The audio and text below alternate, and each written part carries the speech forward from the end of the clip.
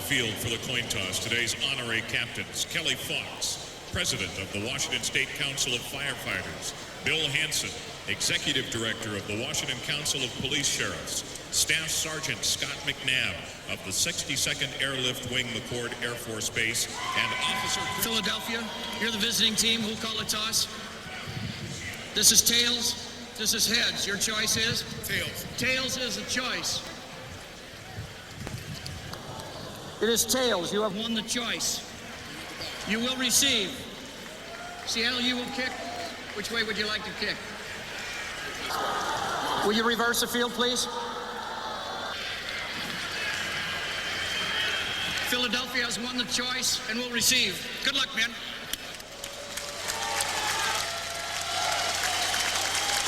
An emotional time here at Husky Stadium in Seattle for this Seahawks-Eagles matchup. Thanks for joining us today. I'm Kurt Menefee along with my partner Brian Baldinger. And Baldy, as New York City Mayor Rudy Giuliani said and the President said, it's time for all of us to move forward. Doesn't mean moving on and forgetting, but moving forward. You're right, Kurt. And first of all, our prayers go out to everybody who's lost people in this tragedy, people that have suffered. In the morning, the grieving isn't over. In fact, you know, we're not going to forget this. But I do believe that football players have a special ability to block things out when they walk between the lines. They've already begun it in practice. They'll do it today. It's a special quality because these games are important. Well, one of the guys who is in charge of making sure his team understands that is Mike Holmgren. He now joins the third member of our crew, Tim Ryan, down on the field. Tim? Thanks, Kurt. Mike, what'd you tell your team today? I just said that they're well prepared. They had a great week of practice. Go out and have some fun. Let's play smart, but let's play with emotion. You feeling patriotic today? Yeah, you know, I don't think you can help it, Tim. I mean, this is a special day for all of us, and it's important we're back to work, but we're never going to forget what happened. Thanks a lot, Coach. Back upstairs, guys. All right, thanks a lot, Tim and Coach Holmgren. So the Eagles have won the toss. Both these teams obviously trying to get back to the business of football after missing last week, as did the entire National Football League. Week 1, the Eagles lost an overtime matchup to the St. Louis Rams.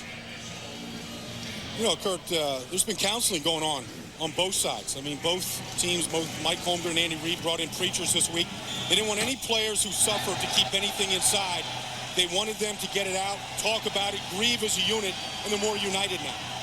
Ryan Lindell set to kick off. The deep man, Brian Mitchell, takes it in his end zone, downs it there. The Eagles will begin at the 20-yard line. Led by the third-year quarterback, second as a starter, Donovan McNabb, who had a nice game last week despite the loss in overtime to St. Louis. Up front, a big offensive line led by the tackles 6'7", 349 Trey Thomas and 6'7", 330 John Runyon. The backs and receivers, Deuce Staley back in action, but he's got young receivers, new receivers, in Todd Pinkston and James Thrash, the former Redskin.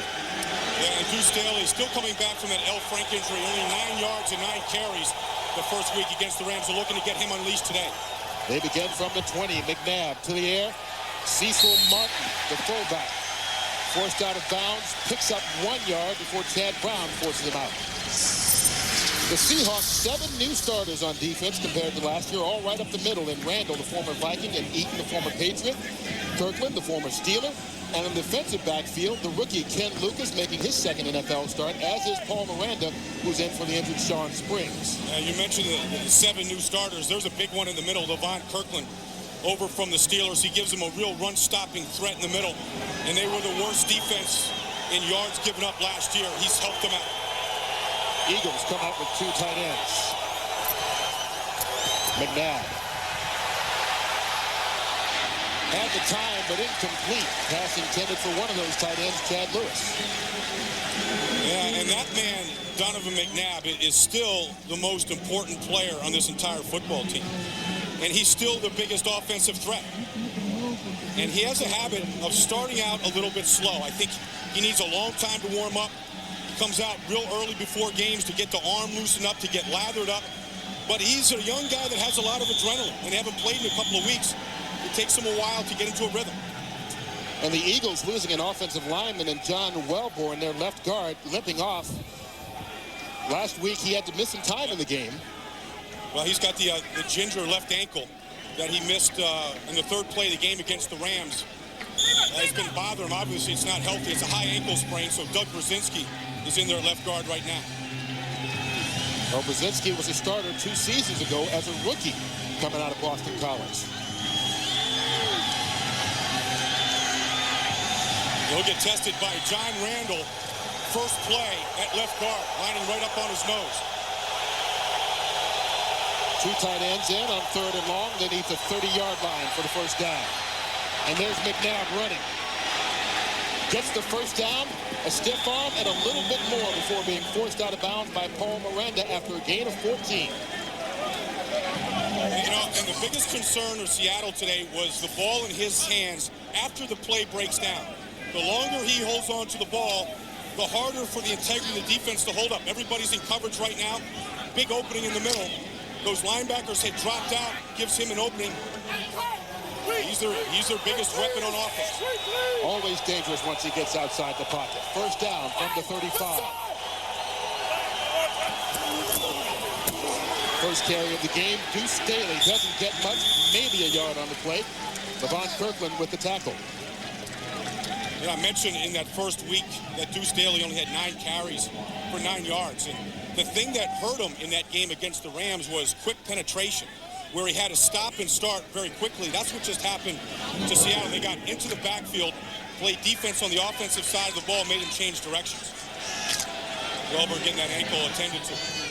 He'll be back out there. He came back against the Rams at the next series. Eagles go with an empty backfield.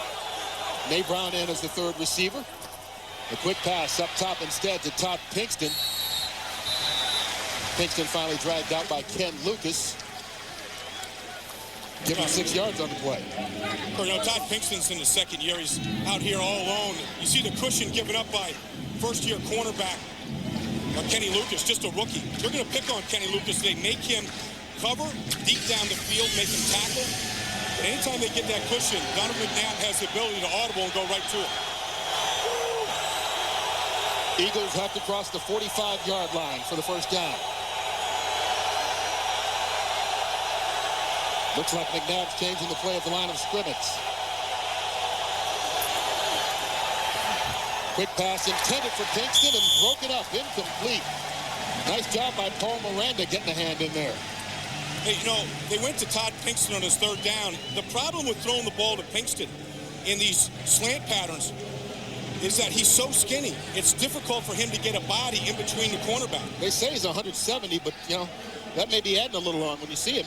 He's got to jump around in the shower just to get wet. Sean Landetta, in his 17th year in the National Football League, running to a good return man in Charlie Rogers. From the 11-yard line, penalty markers down. And so is Rogers. Let's see what the flag's about.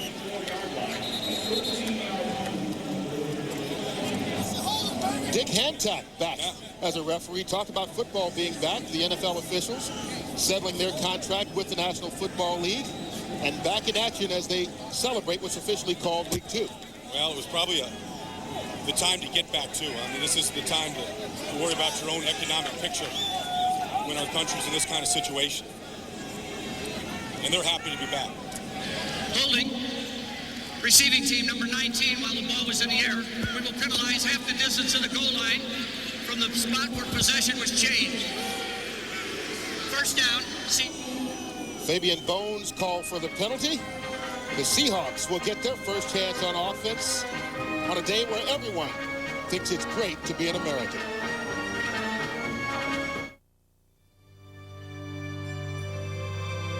We are a company of Americans, 32,000 men and women who are proud of our country and our company. 32,000 men and women who pledge allegiance to our flag. 32,000 men and women with a mission to keep America flying.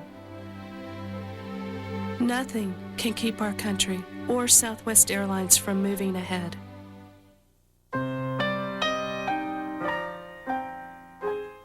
No matter who you are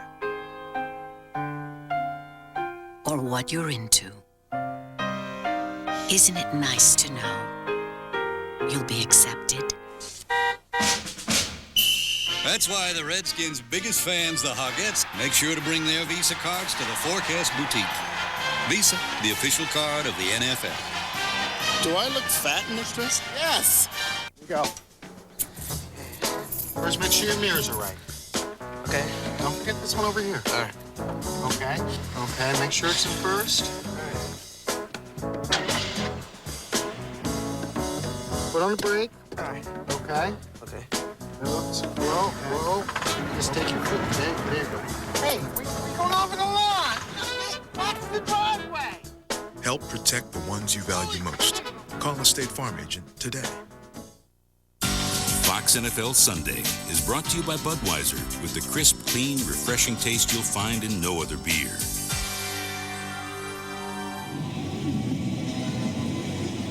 This is no day at the beach here for Fabian Bones trying to hold off William Hampton, the toughest block in football out there on the edge. This holding call, the result is really bad field position for Seattle. They started at the 6-yard line. They started their first game on the 1-yard line 2 weeks ago. Didn't get a touchdown in that game against Cleveland at all. Ricky Waters out to the 10-yard line, a gain of 4. Matt Hasselbeck making just his second career start in the National Football League. Of course, coming over in the offseason in the trade from the Green Bay Packers.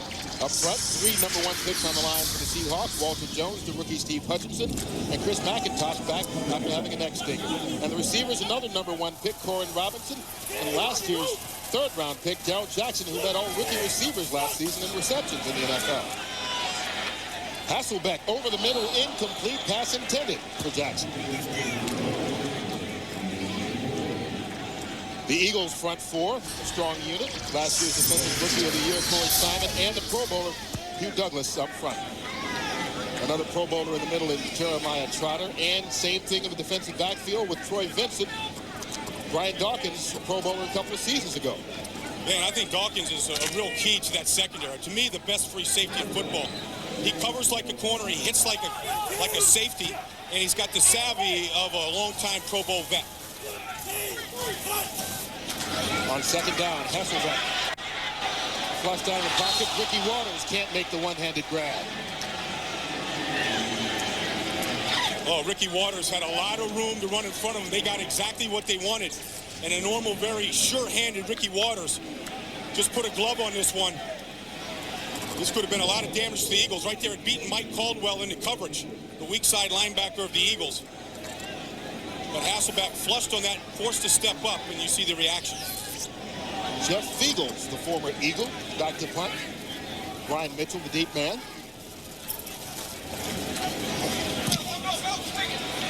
And Fiegels gets a good one. Backs him up to the 30-yard line. Mitchell fights his way out, picks up 14 yards after the 60-yard punt by Fiegels. We are scoreless here in the first quarter in Seattle.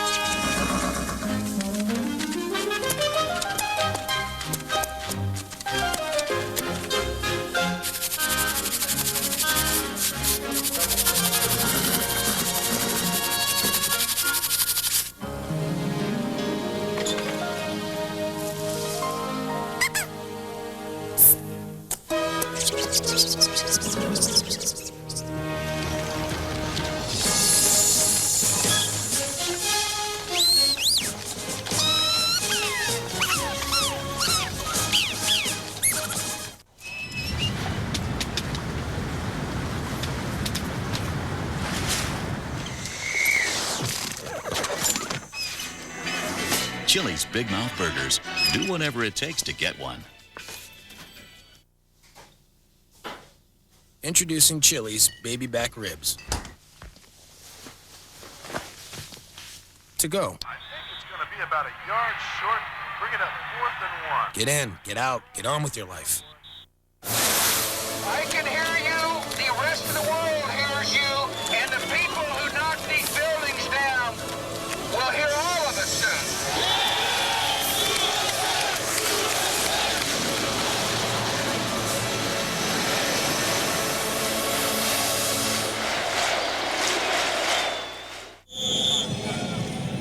absolutely perfect day in Seattle weather-wise. One of America's best-kept secrets. Every time you come out here, nothing but sunshine.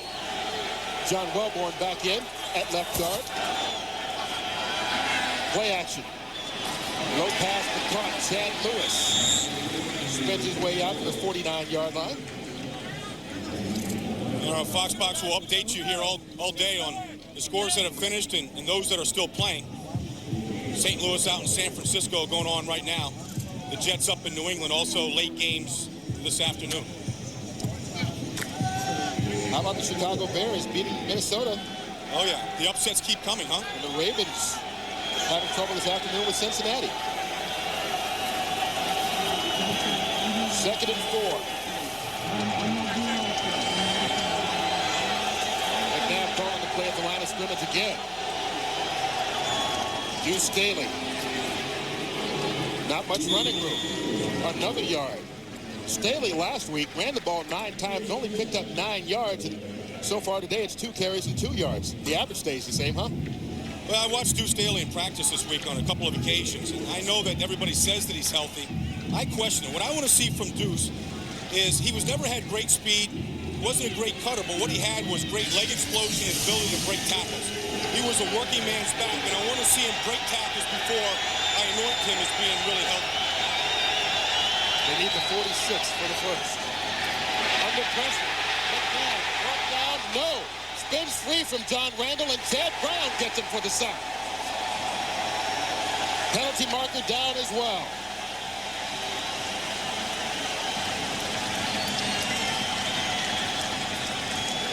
Yeah, I think they might get against Seattle here, maybe a face mask against Seattle. Could nullify a huge loss on the play.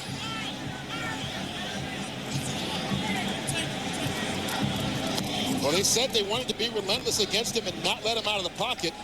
He escaped John Randall, but couldn't get away from Chad Brown. But it still may work out in their favor. That's a personal foul face mask, 15 yards.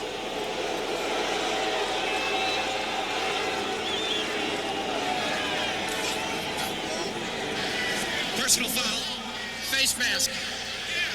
Defense, we're penalizing from behind the line of scrimmage. It's an automatic first down. Let's see if we can see which one got it. Was it Randall or was it Brown? Yeah, it's John Randall right here on top of the face mask. And that was a flagrant one. He didn't let it go once he had it. Randall, who hasn't missed a game in 8 straight years, one of the guys Mike Holmgren brought in to bolster that defensive line in the middle defense. Turns out to be about a 15-yard penalty. They had him drop back 15 yards, and it would have been 4th down. Yeah, it really is about 24 yards in total yards that they lost. Instead, it's a first down at the Seattle 48. McNabb. All kinds of time. Pass. Incomplete. Deuce Staley couldn't stop it from hitting the ground first. This is the danger of McNabb. The longer he holds the football, for whatever reason, whether he's scrambling, whether it's great protection, like it is right here. Solid job in the middle. Jermaine Mayberry and John Runyon. Solid protection. They kept both tight ends to protect this time. And the result is McNabb has about 6 seconds with the ball. The longer he holds it, the harder it is for the defense to hold up. Nate Brown in as the 3rd receiver on 2nd down. Staley. Deuce Staley gets through a hole, finds his running room, and picks up a first down. Right at the 37-yard line before Marcus Robertson gets it. And that's the best run that Deuce Staley has had in almost a year. Right here, just going to take it off the left side just to counter right here. They pull the right guard, the right tackle, John Runyon. Just a tackle trap on the play. Not bad following your 350-pound right tackle. If you got it, use it, right? Yeah. Well, that's what we're saying here. I mean, against Dallas last year, everyone remembers the pickle juice and all that, 201 yards. But since then, he struggled. Of course, the injury has a big part to do with it. But that'll give him some confidence right there. That was, like I said, the best run of the year so far. 11 yards on the gain and a first down for the Eagles. Well, the big part is they hit Seattle right in the middle of that defense where they really upgraded it, bringing in Chad Eaton and John Randall and Levon Kirkland.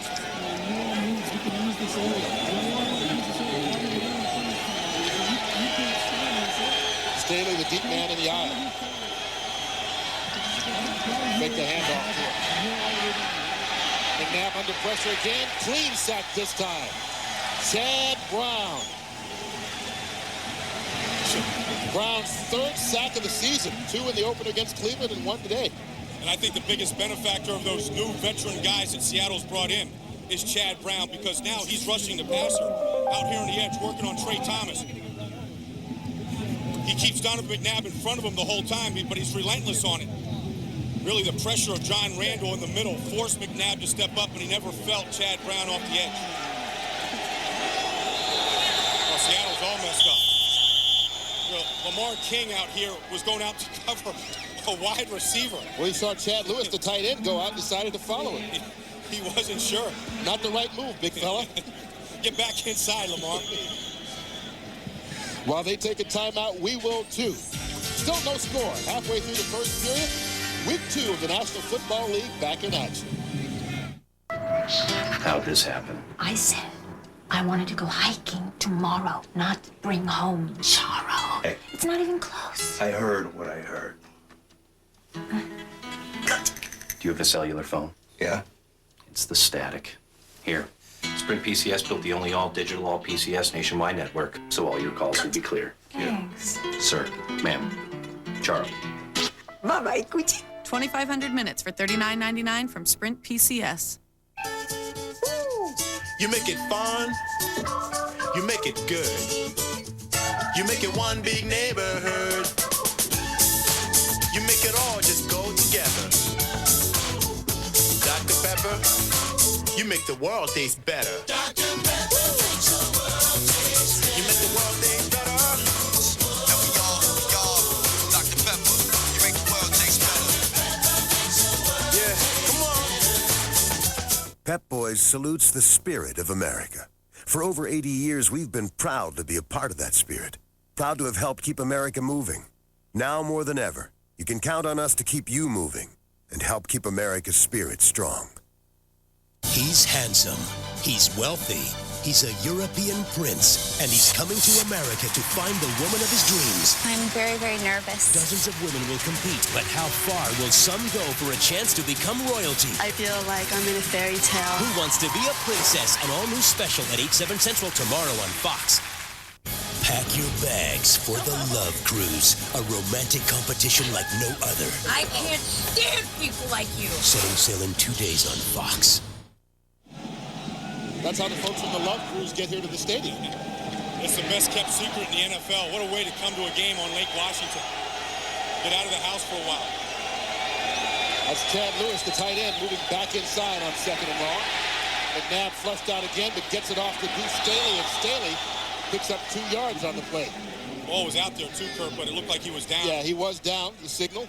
Lamar King on the tackle. And Seattle's coming after Donovan McNabb. I think they saw success that the St. Louis Rams had 2 weeks ago, and they're really coming after him, especially up the middle. And I think the hardest thing for McNabb to handle, you're going to see pressure right here, Chad Brown up the middle, picked up late by Doug Brzezinski. The hardest thing for a quarterback is quick pressure right in his face. Eagles need to cross the 28-yard line for the first down. Dumps it off to the fullback, Pharrell Buckhalter. And Buckhalter, the rookie, gets in but doesn't pick up enough for the first down. Going to be about 2 yards short. Ike Charlton stopped him.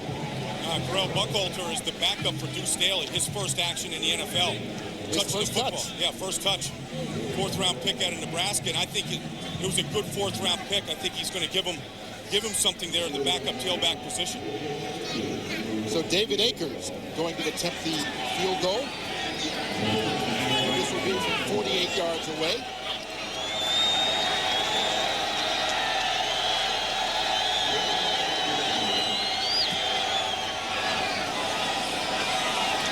And it's through. No trouble whatsoever. So the Eagles score first in this ball game, and they take a 3-0 lead here in Seattle.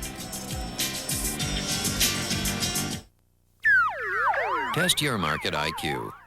Fill in the blank. S and blank 500.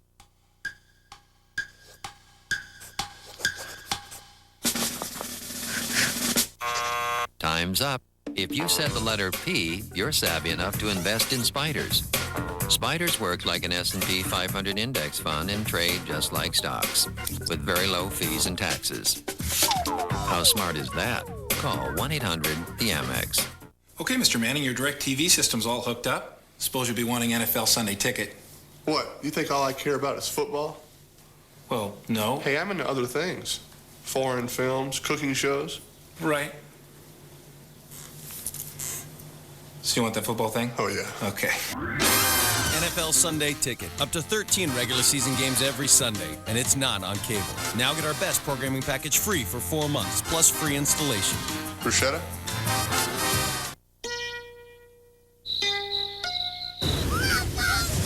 Point. Shoot. Create. The HP Pavilion 7970 with the Intel Pentium 4 processor. How will you use it?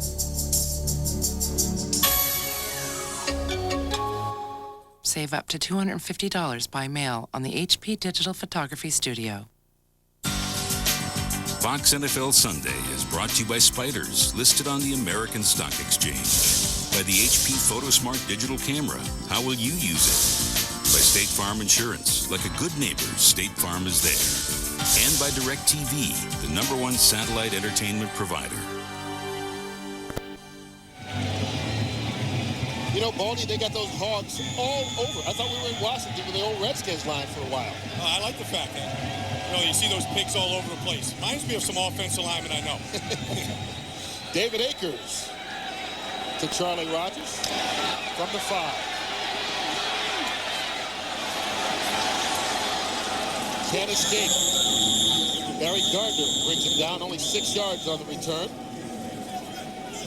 This week on Fox Saturday Baseball, the National League pennant race heats up when, yes, the Mets and Mike Piazza take on Chipper Jones and the Braves in a pivotal game for both teams. Poor Ryan Klesko and the Padres look to spoil Barry Bonds' chase in history as the Giants chase the playoffs. It all begins this week in baseball, this Saturday at 12:30 Eastern and Pacific, right here on Fox. Kurt, I like the way the Mariners celebrated their divisional championship or clinching of the division a couple weeks ago. Wanted to Safeco Field and celebrate it with the fans and the American flag. On the reverse, Corin Robinson takes the end around, picks up 2 yards. Eagles not fooled at all by it. Mike Caldwell and Damon Moore stopped him. The strength of this defense, I think, is the maturity of it and how many years a lot of these guys have played together. Dawkins and Vincent, Damon Moore in his 3rd year. Watch the pursuit right here. They've got a lot of speed, and even though Corin Robinson, their first-round pick, has a lot of speed, didn't fool Troy Vincent, Hugh Douglas over there on the tackle as well. So it's 2nd and 8 after the short 2-yard pickup. Ricky Waters, front in the backfield, but escapes Hollis Thomas's tackle. Doesn't get much more. Going to lose 2 yards on the play. Jeremiah Trotter finally wrestled him to the ground. Jeremiah Trotter playing middle linebacker. He's actually moving all over the place right now, but look at the eyes of the middle linebacker. His job today is Ricky Waters, and he was looking forward to the challenge. Ricky's the guy that straps the piano to his back here and carries this football team. He likes to run in that I formation. Wherever Ricky goes today, Trotter's going to be right there with him. Ricky's alone in the backfield on 3rd down. Seahawks have to cross the 22 for the first. Eagles showing blitz. Hasselbeck with the run instead. Gets the first down. Brian Dawkins chased him down from behind, but only after he got to the 27-yard line for a pickup of 15 and a first. By talking to Mike Holmgren about Matt Hasselbeck, he said he's got a great feel for the game. And there was one opening that opened up on the offensive line here when he scrambled, and it was to the left. And he felt that lane. Brian Dawkins was coming in at him and came too far. Hasselbeck felt him and found the opening enough for the first down. Showing some mobility. Yeah. Well, that, he was Mr. Phenom. He was Mr. August for years in Green Bay. And even here, where he never got a chance to play because of Brett Favre. And he always showed that intangible. Ricky Waters on first down. There's a couple of nice moves. Gets it out to the 33 for a 6-yard pickup. He's like a human pinball, inside a pinball machine, just bouncing off players. Ricky got into some kung fu in the offseason. Went all the way down to 211 pounds, the lightest he's ever been in the NFL. And he's put the weight back on. He's up to over 220 now. He said that he was too light. Couldn't handle the punishment. He was 230 a couple of years ago. Thought he was too heavy. This year was too light, so feels pretty good at 220. Play action. Hasselbeck rolls it out to the tight end, Christian Fourier. Fourier, pickup of about 2 yards on the play. Carlos Emmons with the tackle. Well, they were looking big and down the field, looking to stretch it right here. Up here at the top, Corn Robinson working against this double team right here. Hasselbeck with a good play action fake. He falls right into that trap there. Smart move of just dumping it off and going to his check down here just to get a completion. His first of the game. It'll be 3rd and 2. Seahawks bring in Tula Millie as the second tight end. Hasselbeck under pressure, down. Brian Dawkins. 3rd down pressure of the Eagles is as good as there is in football. Andy Reid said that we were late getting into Seattle because we were loading up our defensive coordinator's blitz schemes. Here comes Dawkins off the corner. Hasselbeck never feels him. Of course, he's dealing with the pressure of Brandon Whiting right in his face. But Dawkins is as good a blitzer from the secondary as there is in football. Just a great feel for him. Fiegels to punt to Brian Mitchell. Ooh. Boy, the last one was 60 yards. This is another boomer. We'll see where they spot it depending on where it went out of bounds. But another nice kick for Jeff Fiegels. And the official keeps walking. Seattle certainly not happy about that. Spotted at the 29. That'll make it a 44-yard punt. Right now, when you buy any 4 Michelin tires, get a pair of Motorola Talk About two-way radios free during Michelin's Make Contact event. They're great for road trips, on the slopes, or for keeping track of the kids. So make contact now at your participating Michelin dealer.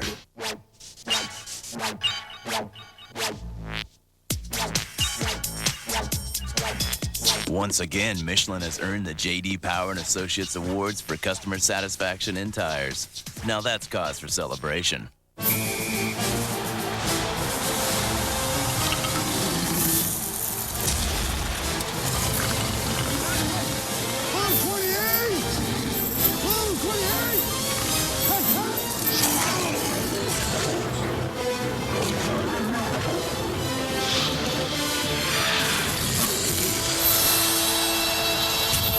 Gatorade Fierce, so bold. It's fierce. On the season premiere, That 70s Show is going somewhere it's never been before. The 80s. Everybody have fun tonight. For Donna, the future looks good. Can I kiss the bride? Sure. You don't French the bride? But for Eric, it's downright ugly. Where's the food? I told you you'd fall for the first piece of tail that came along. That 70s Show season premiere, followed by the premiere of Undeclared. It all starts Tuesday at 8, 7 Central on Fox.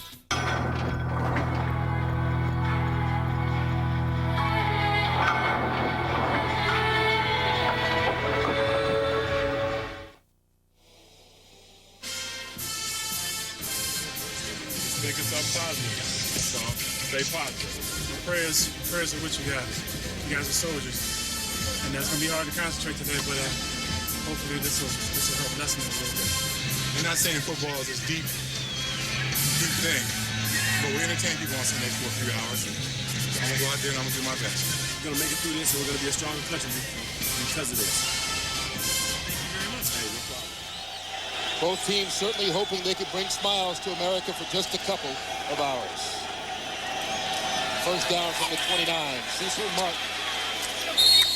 Pick up of 7. And, you know, Bald, as we do this game here in Seattle, you can't help but think about America's pending military presence. There's so many military bases here, like the guys out of Whidbey Island Naval Air Station, Everett Naval Air Station, Bangor Naval Submarine Base, Bremerton Naval Shipyard, Fairchild Air Force Base, McChord Air Force Base, Fort Lewis. They did the color guard before the game. So many stationed right here in the Seattle-Tacoma area. And back in Philadelphia as well. Fort Dix and Fort Monmouth. Second and 2. Terrell Buckhalter A nice job by the rookie. Reggie Tongue finally stops him. And what you see from Correll Buckhalter on his first NFL carry is decisiveness. One cut and downfield. Took it a little bit to the right, saw an opening back to the left, and that's really Nebraska football right there. And that's where he came from. That's the system that he's used to. And just talking to linemen throughout training camp, they were impressed at how quickly he hit a hole, and he hit that one awfully fast. 9 yards and a first down to the 46. Buckhalter split the backfield with Cecil Martin. Quick pass. James Thrass into Seattle, Torrey. We send it down to Los Angeles and James Brown for an NFL update. All right, Kurt, take a look at the Rams getting things going here as Kurt Warner play action, rolling right and throws to the former defensive tackle, now tight end, Jeff Robinson. It is now 9-0 Rams. That in the first quarter. Back to Kurt and Brian. All right, JB, you see the Rams, since they've been good and kind of had 49ers number, reversing the trend from before. And they snuck out of Philadelphia 2 weeks ago with the win. I know Mike Martz was thrilled. 2nd and 5 for the Eagles. McNabb up top, one-handed. Pinkston can't grab it. Ken Lucas running right with him, and Todd Pinkston tried to pull it in with the left hand, but couldn't do it. You know, and Ken Lucas is a rookie cornerback, a second-round pick for Seattle, and he's taken on the Blazer today, Todd Pinkston. There you see good job. Daly standing on the sideline. Looked like he may be done for a while. He's got that shoulder wrapped up. And that must have happened on one of his 2 carries this afternoon, because no signs of an injury coming into this game. I guess the only good news is it's not that foot that's wrapped up right now. That's healed. 3rd down for the Eagles. They need the 44 for the first. McNabb dumps it off. That's Buckhalter. Gets the first down, and then he's popped. Correll Buckhalter a little slow getting up. Tim Terry with the tackle. That's Cecil Martin that's slow getting up right there, Kurt. He was his lead blocker out there. What we've seen from Buckhalter is pretty good hands so far. You know, the tailbacks and fullbacks are going to catch a lot of passes in this offense. And the question mark around Buckhalter was, did he have good hands? Because in Nebraska, they just don't throw the ball. Who throws in Nebraska? That's all they do is run there. Well, actually, their pitches are considered passes. That's a completion when you're in Nebraska. Go Big Red, right? That's their starting backfield on the sideline right now. Deuce Staley standing right behind him. 15-yard pickup gives him a first down at the 34. There's Buckhalter again. Ball's loose, loses the football, and Seattle falls on it. Ken Lucas, the rookie, with the recovery. The kid had an interception last week and now a fumble recovery in the second game. Buckhalter coming right through the line. See who gets the hands. It looks like Cedric Woodard, backup defensive tackle in there. Got the right paw in there, knocked it loose, and Lucas right in the mix. Smart enough just to fall on that ball, not try to pick it up and do anything with it. 2nd round pick out of the University of Mississippi, making his presence felt so far in the 2 games. Seahawks take over at the 29-yard line. Eagles coming on the blitz. Carlos Evans. 2nd sack for this Eagle defense against Matt Hasselbeck. I'll tell you, and Carlos Evans is one of the most underrated players in this entire Eagle team, really. He's the best strong side linebacker right here on the outside working. Beat the pickup block of Sean Alexander. And now here's the speed of that team. Emmons a good chase all the way across the field, but I was saying that defensive coordinator Jimmy Johnson thinks he's the best strong side linebacker he's ever coached. Great on top of a tight end. They brought him in to man the tight ends last season from Pittsburgh. 5-yard loss, 2nd and 15, Hasselbeck. Problems with the exchange. Ricky Waters falls on it to recover. Seahawks probably happy that's the final play of the first quarter. A chance to get to the sideline and regroup. And for this Eagle defense right now, this is exactly the situation that they feed off of. It's 3rd and 21, and I don't expect Matt Hasselbeck here to try and create any miracles. If the ball's not there, if Reed's not there, he'll get rid of this ball and punt it away. They've got to cross the 39-yard line for the first down, and there's some movement early. That's the rookie, Steve Hutchinson. First-round pick from Michigan. when we talked to, sounded like he was about an 8-year Pro Bowl vet, just a very seasoned guy and going to be a very good player. Well, he's 24 years old as a rookie. False start. Offense. Number 76. 5-yard penalty. Still third down. And that is Hutchinson, the left guard, 24 years old, but played all 4 years, started all 4 years at Michigan. You know, Kurt, watching Seattle here, and then you see the look on Holmgren's face. They didn't score a touchdown in the first week against Cleveland. They struggled on offense. They're very young in offense in key places like left guard with Hutchinson there, a young quarterback, young receivers. And this 2-week layoff isn't going to help them find, you know, that level of execution that Holmgren demands and hopefully will get. Third and very long. They just decide to let Ricky run with it. Ricky Waters fights his way out to the 30-yard line, a gain of 12, but obviously not enough. Bobby Taylor with the tackle after the 17-yard pickup. Ricky just put his head down and just plowed straight ahead, right through this big hole here in the 3-man front. And he's just going straight ahead, and he's not looking to really beat anybody with moves, just run somebody over and get as many yards as he could. Jeff Fiegels, who's had a 60-yard punt and a 44-yarder, kicking back to Brian Mitchell. Well, he's got a return here. He got a good setup. From the 26. Couple of dance steps. Gets out to the 36. A return of 10 after another 44-yard punt. McNabb and the Eagles take over their first possession of the second quarter with a 3-point lead. NFL Sunday is brought to you by Original Coors. Nothing beats an original. By Visa, it's everywhere NFL fans want to be. By UPS, moving at the speed of business. And by IBM, taking e-business and your business to the next level. Kirk, that's one of those landmark views in the good US of A. Mount Rainier here, highest point in the state of Washington. First down for the Eagles. McNabb up top. It's caught. Touchdown, James Thrash. 64 yards. And they're picking on these cornerbacks here. Going after Paul Miranda, making only his second NFL start.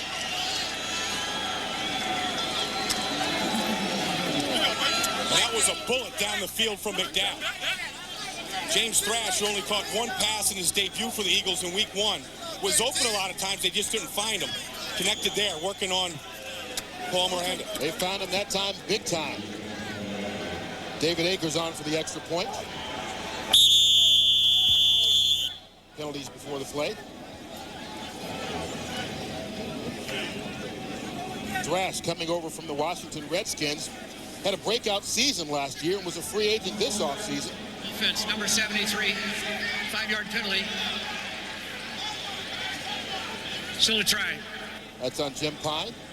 But Thrash came over from the Redskins. They got rid of both receivers they had last year in Torrance Small, Charles Johnson, and decided to go with Pinkston, a second-year guy, and a new free agent in Thrash. Yeah, they drafted a receiver in the first round, Freddie Mitchell. He's in street clothes today, coming back from a hamstring injury. McNabb said that he doesn't have any favorites, so he just runs the offense. He's going to spread the ball around to whoever's open. Akers makes the extra point. So one play on offense. James Thrash, 64 yards, makes it 10-0. Yeah, it starts up front with the protection, though. Right here, Hank Fraley, good job of doubling on John Randall. And hey, look at the cushion right here that Paul Miranda is giving Thrash. The Eagles' #1 receiver. Little outside move, got his hand down. Nice concentration. Oh, McNabb put it right on the button. A nice concentration by Thrash to stay in there after he bobbled it. Yeah, a little contact right here, but, you know, the contact, you're able to get through that because you got strength. And I talked to Thrash this week in practice. He wasn't down at all about his performance in the first week. In fact, he only caught one pass. McNabb just keeps getting better and better. That is his 11th touchdown pass in the last 6 games, too, now. He's finding the end zone. He's off to a good start here today. McNabb, his second touchdown of the season. I think it's third. He had 2 last week. So his third touchdown of the season. Thrash, his first touchdown reception for a career-long 64 yards. You know, James Thrash is still young enough that, you know, along with the Freddie Mitchell and Nate Brown and Todd Pinkston, that part of Andy Reid's plan was to have this team be young and grow together and get stronger and more experienced together. Build that strong nucleus on offense the way they have on defense. Look at them, they're all sitting there together. That's part of the reason he got rid of the two veterans. Yeah. So that he could have the youngsters mature together.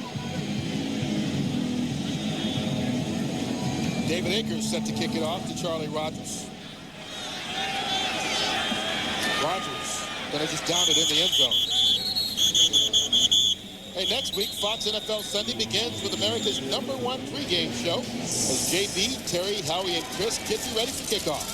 Then Leroy Glover and the Saints take on Jesse Armstead and the New York Football Giants in a showdown between NFC powers. Or Jamal Anderson and the Falcons taking on Jake Plummer and the Cardinals, plus other regional action. Coverage begins at noon Eastern, 9 a.m. Pacific, right here on Fox.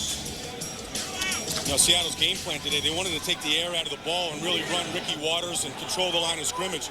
But down 10-0, you got to begin to open it up. They did here with 3 wide receivers. From the 20. Hasselbeck coming across the field is Darrell Jackson. Jackson got to dancing it a little bit. Jeremiah Trotter and Carlos Evans tackled him after a pickup of 7.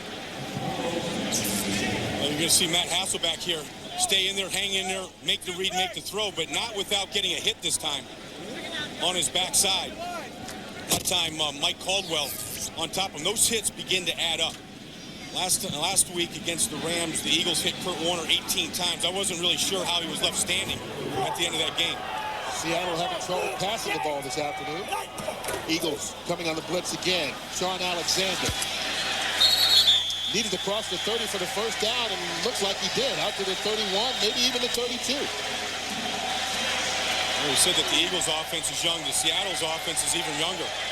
Sean Alexander's last year #1 pick rotates with Ricky Waters. He comes in, and he's the one-back set. He'll run with no fullback. Ricky Waters always runs with the fullback. They really favor that left side of the offensive line behind #1 pick Steve Hutchinson and their Pro Bowler Walter Jones at left tackle. Jones, the only Pro Bowler in Seattle history from the offensive line. That's Ricky Waters. Gain of 2. Carlos Simmons and Mike Caldwell with the tackle. Well, Ricky, a former Philadelphia Eagle. Everybody back there remembers him in his 3 years. Pretty memorable. Great player there in Philadelphia. Helped the team to 2 playoff appearances. But he has not slowed down at all, Kurt. I mean, he's in his 10th straight year without missing a game. You know, I mean, it's unbelievable. 115 straight starts for Ricky Waters, the most running back in this league. And the numbers keep piling up. At 115 starts, second all-time only. Walter Payton with 4 for a running back. Waters out of the eye. Gets through the seam. Another first down. Mike Caldwell with the tackle. 8 more yards for Ricky Waters. And Kurt, it's time to start talking about Ricky Waters in Hall of Fame type numbers. It just is. There's nothing that's an illusion to it. Here he is. He's going to pass O.J. Simpson. He's going to pass John Riggins this year. He's going to get into the top 10. You know, the yards from scrimmage, over 100 yards per game for his career. And here he is lining up at wide receiver, where he's a great receiver. And Sean Alexander alone in the backfield gets the handoff. Doesn't pick up much. Troy Vincent with the tackle. And it's a different Ricky Waters. He's got a son now, Ricky Amir, who's 10 months old. You know, he's a more mature guy. He said, look, I needed to go through everything that I did. I was an arrogant guy. I thought it was about money, about fame, and all. I had to go through that to find out what it's really about, you know, and it's about the team. It's about being a good person, and he's become that. I mean, he really shared a lot with us on Friday, I thought. Well, Mike Holmgren's made him a team captain. That's how mature he thinks Ricky Waters has gotten. They fake the handoff. Hasselbeck being chased. Penalty markers on the play. And Hugh Douglas was bringing the heat. Well, there you go on the sideline. That's Corey Robinson. Talking a little smack to Jeremiah Trotter. Yeah, Corey Robinson's just a rookie. Doesn't be messing around with the 10-year veteran Troy Vincent.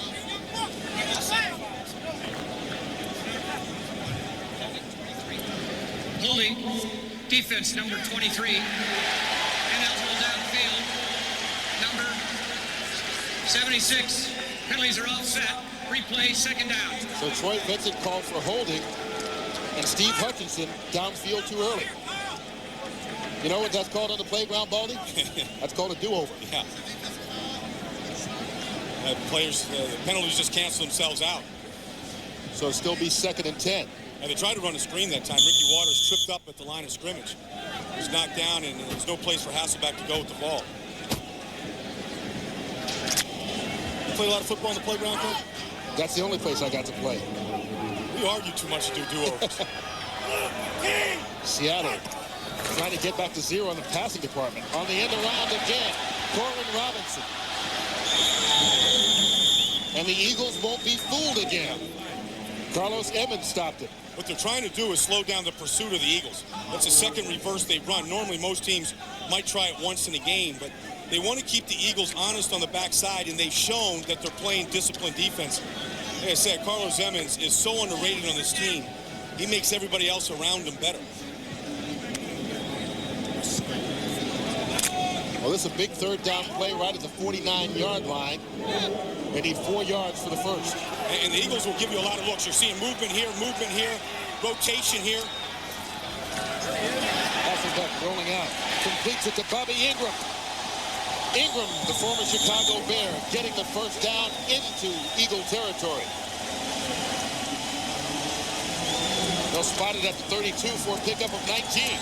Well, I tell you, Bobby Ingram came here a couple of weeks ago when he was released from the Chicago Bears. He's in the slot right here. He's going to come in and then find the dead spot in this zone here. Really a breakdown in the defense by the Eagles that time. Damon Moore and Troy Vincent running into each other on the cross. We talked about the youth movement with the wide receivers in Philadelphia. Same thing going on here in Seattle, except they picked up the veteran Ingram to try and give the young guys some leadership. Here's Ricky Waters. Pickup of 9. Damon Moore on the tackle. Well, the best thing that a team can do, an offense can do against a blitz-happy defense like the Eagles is go right at them. That time, Jeremiah Trotter here comes on a blitz. They pick that up, and it leaves a big gash here in the middle, right behind Robbie Toback. Forces Damon Moore to come from a strong safety position on the other side of the field to make the tackle. Ricky Waters keeping the eye again. Gets the carry. Pushing the pile. Looks like he got the first down. Barry Gardner with the stop. Seahawks keeping the drive going. And this is really what the Seahawks wanted to do. Jeremiah Trotter getting a blow on the sidelines.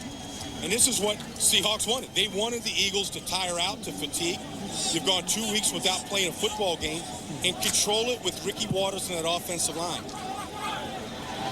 Taking the ball out of Matt Hasselbeck's hands and out of long third down situations. Another run, the 8th of this drive. Ricky Waters. I'll tell you, and Ricky won't get tired. He doesn't need a blow. Ricky wants every single carry. Things have never changed for him. You know, in fact, everywhere he goes, it seems like there's a stud waiting behind him that they've drafted to take his place, and he always keeps him at bay. Doing it right here with Sean Alexander. Can't get on the field because of Ricky. Waters picks up 3. 11th play of the drive. Hasselbeck to Ricky out of the backfield. Carlos Emmons gets it right at the 16-yard line. Give Ricky Waters 2 more. It's going to be against Seattle. Dick Hantak. Dick Hantak checking out the penalty flag. Illegal hands to the face offense, number 71, 10-yard penalty. Repeat the down. Second down. Mentioning it was against Walter Jones, the left tackle. Mentioned that Ricky Waters has kept a lot of great backs at bay, kept them off the field. You know, Charlie Garner has been the 3rd most explosive back in football the last 2 years out in San Francisco. Deuce Staley, 2,000-yard years I'm on green, a big year in Green Bay last year, and Sean Alexander is going to be a very good player when he gets a chance to play. But Ricky said all those guys have made him better and forced him to work harder and concentrate more. 2nd and 17. Ricky out to the 24-yard line, picks up 4 of them back. Jeremiah Trotter tripped him up. You know, you wonder about him. You know, he's carried almost the ball almost every single carry here in this drive. Right, Does he get tired? But we watched him in practice. He's still carrying every single ball in practice all the way to the goal line for a touchdown. Well, he told us he feels like the young guys watch him, and they watch his pace, and as he's gotten older, he knows the importance of being a leader by example. And that's why he's the captain under Mike Holmgren. In fact, he said that Seattle has shown him a respect that he never got anywhere else. They made him a captain. In fact, they told him that they were drafting Sean Alexander before they drafted him. Seahawks have to get to the 11-yard line. In the air, incomplete. Troy Vincent got a hand in there on the pass intended for Corwin Robinson to break it up. Troy Vincent here. Nice pass defense. Looking at Hasselbeck all the way. Jumped on the route before Hasselbeck did. Before Corwin Robinson did. He beat Corwin Robinson to that route, just looking at the quarterback. Probably wonders why he didn't intercept that ball that time. And Ryan Lindell with a 52-yarder with 3 seconds left to win the game in Week 1 against Cleveland. Now trying one from 42 yards out. And it's going. So the Seahawks get on the scoreboard. 6:09 to play here at Husky Stadium in Seattle. It's 10-3 Philadelphia.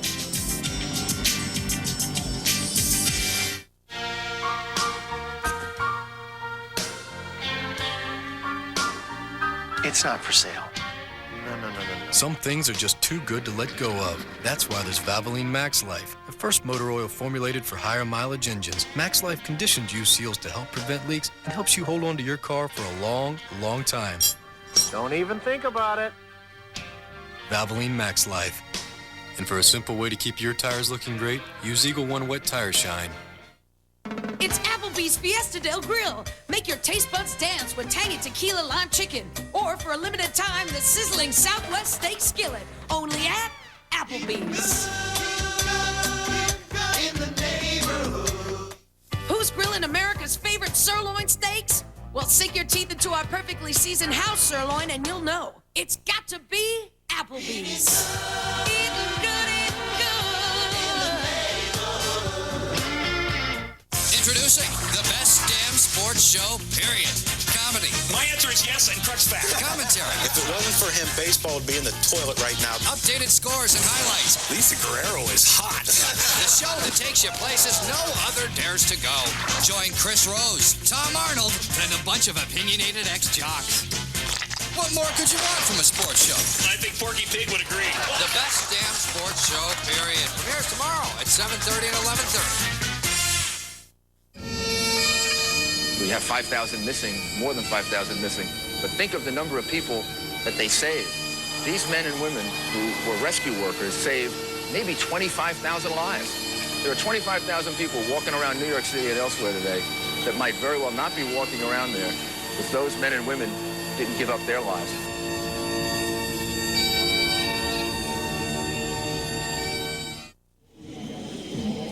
Kurt Menefee, Brian Boldinger with you in Seattle, where the Eagles lead at 10-3. And Kurt, you know, here it is. Here's the dividing line. The Eagles in the sun over here. Seahawks in the shade. I think we saw that in the last drive where the Eagles were fatiguing. Ricky Waters going strong. Right at his goal line, Brian Mitchell. Spin 3. Brought down to the 18 by Atula Mealy. Eagles begin from there. Sweating this one out, even though they lead. Hello? You have a patient. Who is this? She has a number locked in her troubled mind. I need that number. What's your worst fear, Nathan? We have your daughter. Daddy. Don't think. Wherever you go, you will be watched. Just get her back. I need you to help me. Don't question. Is it a telephone number? No. Is it a code? Michael Douglas. You want what they want. What is it? Don't say a word. I'll never tell any of you. Rated R. Friday, only in theaters. The hottest new handhelds are at Taco Bell. New for 2001, the Chicken Quesadilla. The CQ has a blend of smooth cheddar, mellow mozzarella, and zesty pepper jack cheeses. The GUI interface is further enhanced by marinated all-white meat chicken for maximum flavor delivery. And the grilled tortilla is ergonomically designed for easy downloading. For a tasty handheld that supports both lunch and dinner platforms, try the new Chicken Quesadilla today and see how it feels to think outside the bun. Come on, Jimmy. Let's go home and have sex. Thanks for dinner. This carpet doesn't work with these chairs. I've decided to redo the dining room. The man just killed himself in our house. Give me a hug. Let it go. Pasadena, a family drama, premieres at 9/8 Central Fox Friday. Pack your bags for the Love Cruise, a romantic competition like no other. There's a camera here. Yes, there's cameras everywhere. Setting sail on Fox in 2 days.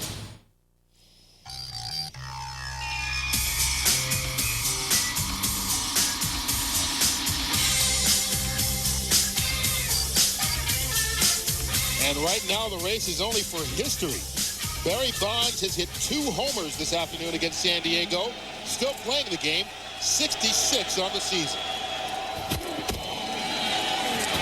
Terrell Buckhalter with the run. Chad Brown on the tackle. But we talk about an unbelievable pace. Bonds, after the break by baseball, picking right up where he left off. Well, I don't think that he was the player of the year in the decade of the 90s, and it's carrying over this year. He's got the big swing, and, you know, talking about home runs, that's the difference in this game here right now, is the home run from McNabb to Thrash. It's good to see the kids back out, enjoying the hot dogs, wearing the flag, and there you go. Slice of Americana. That's James Thrash. Stays in bounds. Enough for the first down. Out to the 37-yard line. Gain of 13. Well, I think the Eagles took a little play out of the Seahawks playbook here today. Run in reverse, trying to keep those guys on the backside honest. And that's really why you run a reverse. Last thing you want to do on a reverse is lose yardage. You'll take a play just to keep those guys backside honest, and if you can get something, that's great. Terrell Buckhalter goes out wide to the left. McNabb, though, to his fullback, Cecil Martin. Boy, what a pop by Chad Eaton. Eating him up after a 5-yard pickup. Yeah, and I think what's impressive about Donovan McNabb today is just how cool he's been. And really spreading the ball around to a lot of different receivers. Just working the offense. Solid in the middle right there. Hank Fraley at center doing a good job in the middle, and Chad Eaton. Cecil Martin becoming a bigger part of this offense, catching his first 2 touchdowns of his career in week 1 against the Rams. Talk about picking up where he left off. McNabb good in the 4th quarter and overtime last week. A nice start this afternoon. On 2nd down. Buckhalter gets the first down out to the 49, a gain of 7. You know what? Not only does he show speed, but he shows resilience. I mean, the first guy that hits him has not brought him down yet today. Yeah, and I tell you, he's following a big wall of linemen. Right there, Trey Thomas doing an outstanding job against Lamar King at defensive end. Brzezinski right here inside. Trey Thomas coming off on Levon Kirkland. Getting underneath the big middle linebacker.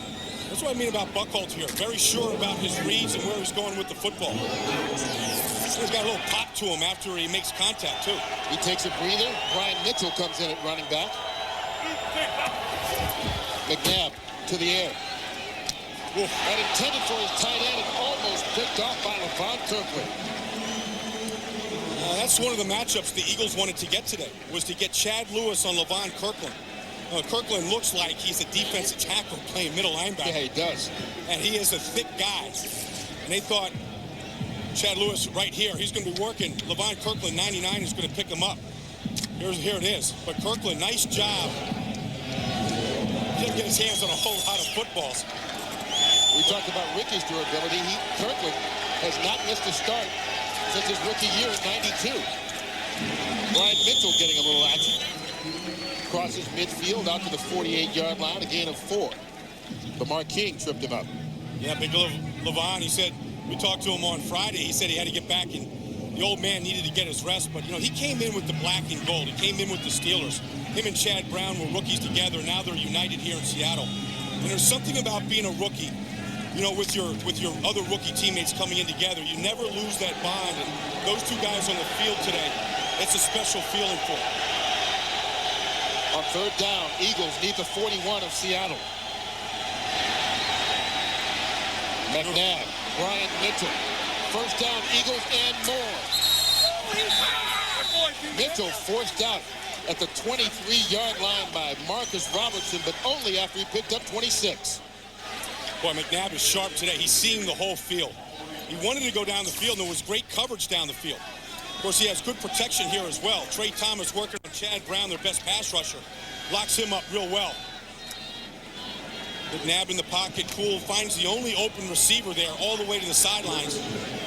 Brian Mitchell, just in his 12th year, still gives him a big lift. That's the 7th different receiver McNabb has hit.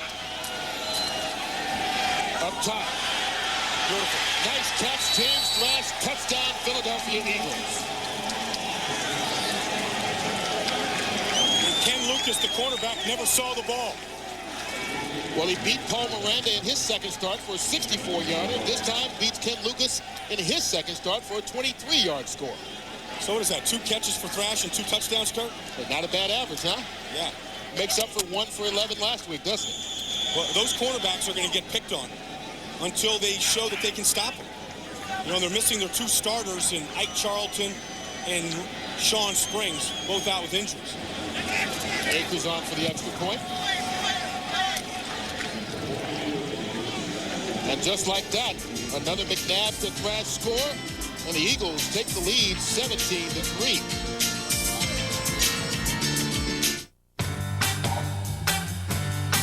Oh, Lucy, Ruby, Maggie, Phoebe, Jane, all the little ladies driving me insane.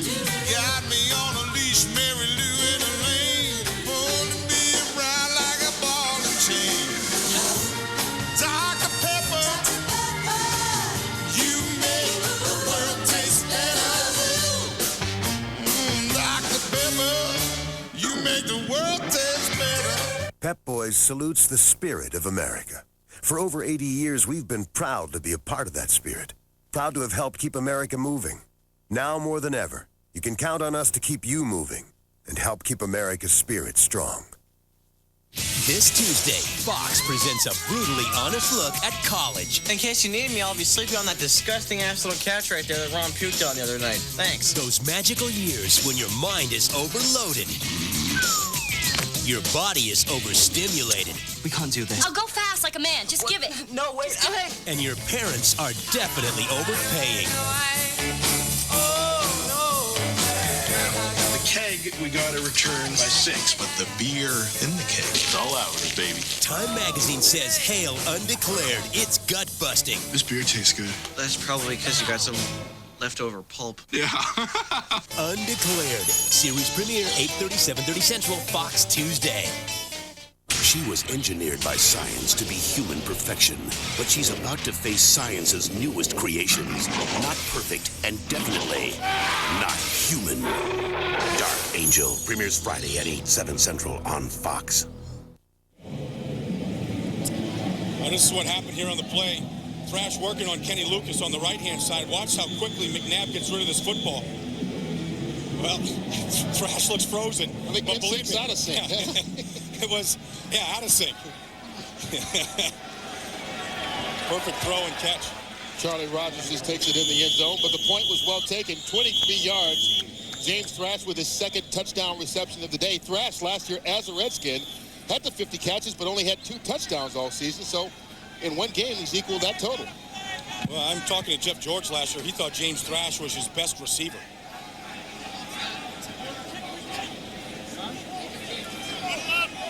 They have offsides against the Eagles. They're going to re-kick this.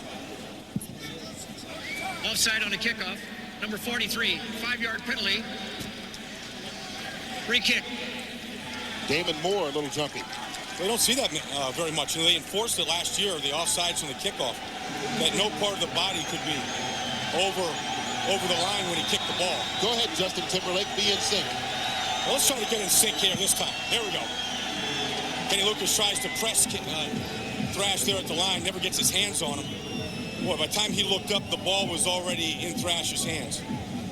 All right, I got Justin Timberlake. You name another member of NSYNC. I can't do that. I've lost it. I got my one.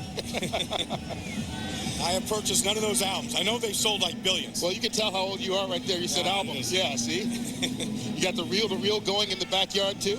Isn't Britney Spears in that group? Yeah. No. She's dating Justin that's Timberlake. You got to get your People magazine so you can keep up on this. McNabb's having too much fun, too. No, Why not? We saw him in the hotel Friday night, and all he wanted to know was, where can I go to get out of this hotel tomorrow? Yeah. And you gave him a place to go down. Well, I told him to go to the Experience Music Project, which is Paul Allen, the Seahawks owner. His little rock and roll Hall of Fame Seattle style, a lot of interactive stuff. One of the more exciting places you can go, learn the history of rock and roll. And while I was there, I learned the history of Louie Louie. The song Louie Louie? The song Louie Louie. I still don't know the words to it because no one does, but I learned the history of it. It started here as kind of a battle of the bands in Seattle. Now you know the rest of the story. David Akers going to try it again. This time, Rodgers from the 5-yard line.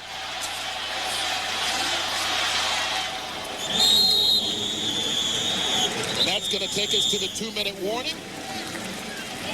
Donovan McNabb and James Thrash, 2 touchdown passes, and that's the difference right now. It's 17-3 Eagles. Fox NFL Sunday is brought to you by Miller High Life.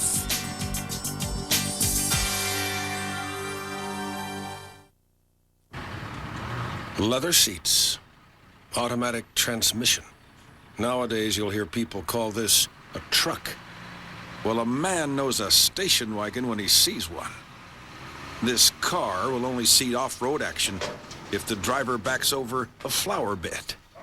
If this vehicular masquerade represents the high life to which men are called, we should trade our trousers for skirts right now.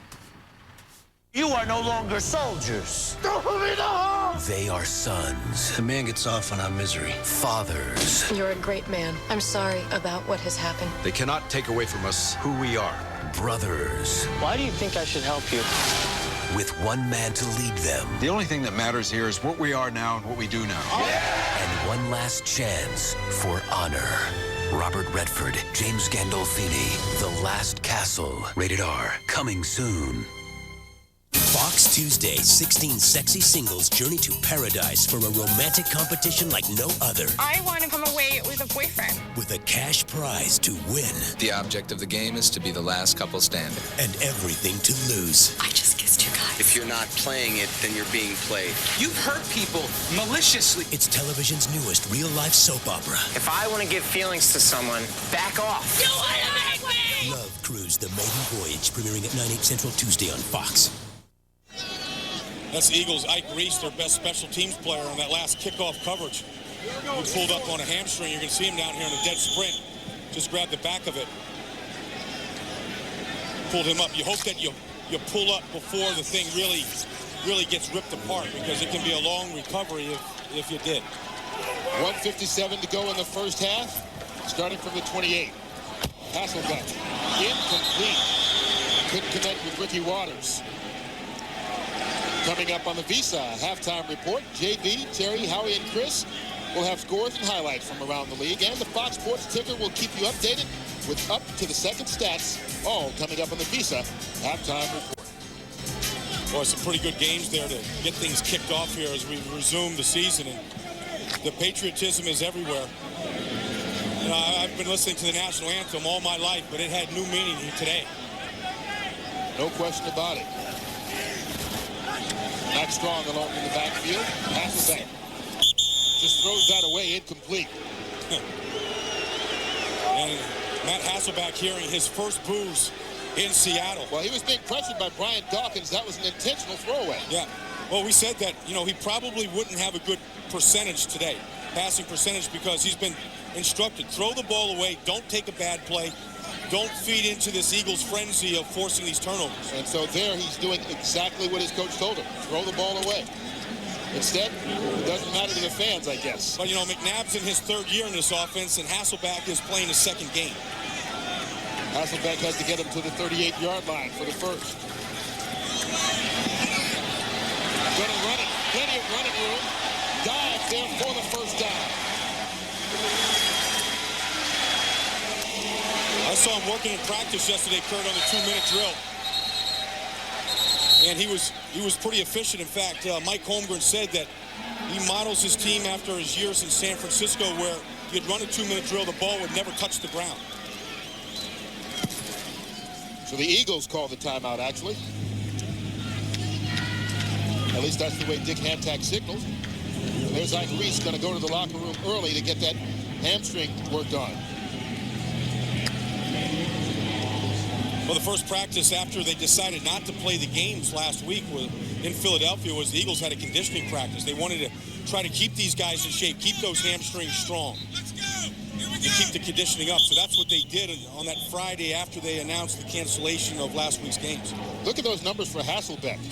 29 passing, 27 rushing. Not a good sign. That's a Donovan McNabb kind of day, you know? Well, no. Equal passing and rushing.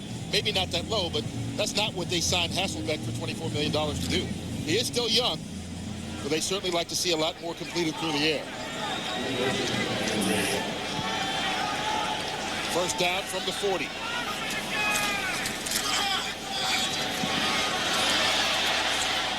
Hasselbeck gets it off. Overthrown for Ricky Waters, but there's a penalty marker on the play. Mike Caldwell was running step for step with Waters. And it's going to be holding against the Eagles. It'll be an automatic first down. Holding.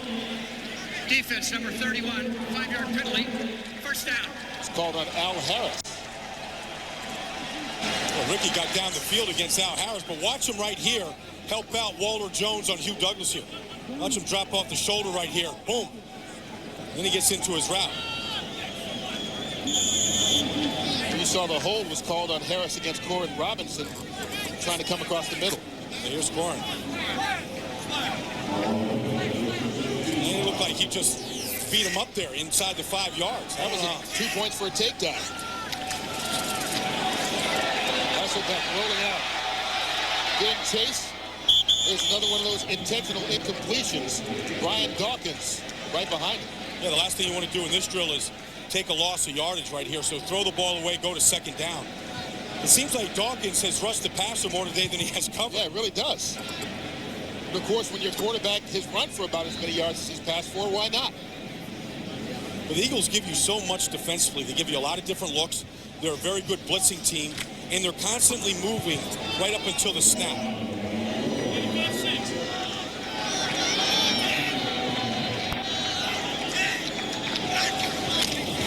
On second down, Max Strong, the fullback, into Eagles territory. Mike Caldwell gets him at the 47-yard line. Gain of 7.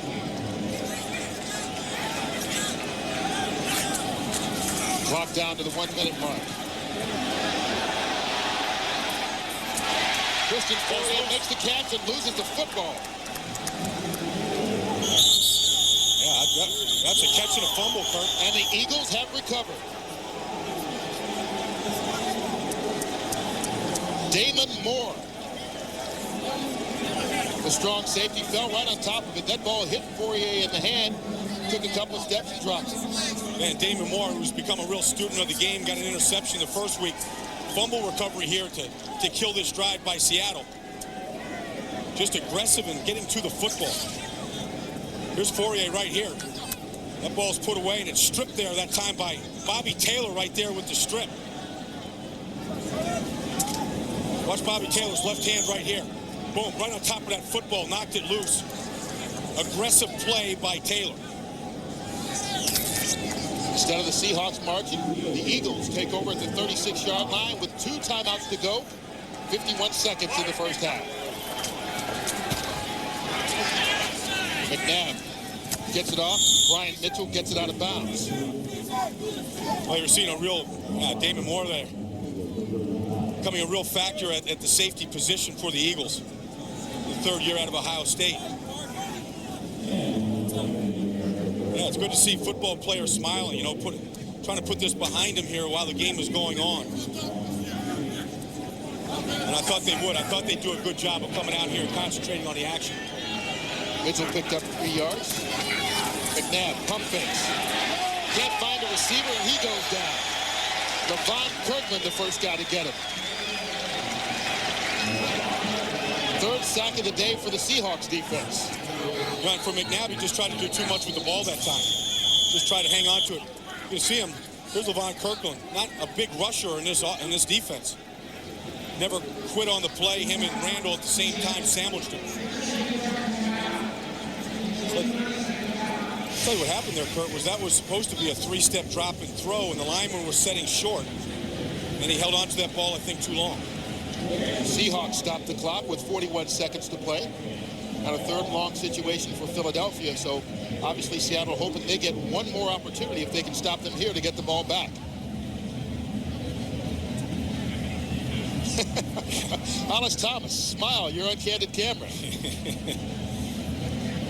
You know, Levon got that sack there. He wears the number 99. You know, when he came here, Matt LeBounty, who was a veteran here, had the 99. He had to buy that jersey from Matt LeBounty. And the irony is that LeBounty ended up getting cut. He could have gotten the jersey for free. It teaches you patience is a virtue. If he had waited a little while, he could have saved a little money. Third down for the Eagles. They need the 45. Quick handoff. Terrell Buckhalter. And Levon Kirkland in on the tackle there to stop him. Seahawks get a quick timeout. So that's their final timeout of the first half. 34 seconds to play, and they're going to get the ball back on the punt. A smart play by Andy Reid, who learned a lot of his coaching from the guy on the other side of the field, Mike Holmgren. Kind of interesting to listen to those two guys talk about each other and the reverence. You know, Holmgren gave him his first job. They coached together at BYU, but his first job for Andy was at San Francisco State, where Mike Holmgren was at. And he got him a job there being the offensive line coach. Well, when they were together at BYU, Reid was the graduate assistant, and Holmgren was in charge of all the graduate assistants. So he was his boss when he got his first job. Yeah, and you know, and then when Mike left BYU to go to San Francisco, he actually wanted the job at Montana. And he got turned down at Montana, and he had to settle for the San Francisco 49ers. Sean Landetta to Charlie Rogers from the 15. Nice job of bottling him up. 12 yards on the return after the 50-yard punt. Well, we talked about these guys together. 1982 was the year that they started their coaching careers in the same place at BYU. That's the staff, of course. LaBelle Edwards, the head coach. Holmgren was in his first year as quarterback's coach. Yeah. Andy Reid, tell me he doesn't look too young. That's Pugsley from the Adams family. I think that's who he looks like. Well, he's got his son down the sideline, Garrett. He looks like him. And here they are both at Green Bay. And, you know, Mike Holmgren, his first job he gave to Andy in 1992 in Green Bay was the tight ends. And Andy wasn't happy about that. He was used to having his boys, his offensive line, his 10 guys with him. And he only had 3. He had his 3 tight ends. There they are pre-game, the identical twins, identical records that they've left Green Bay. Yeah, separated at birth, I think. Saying how you do.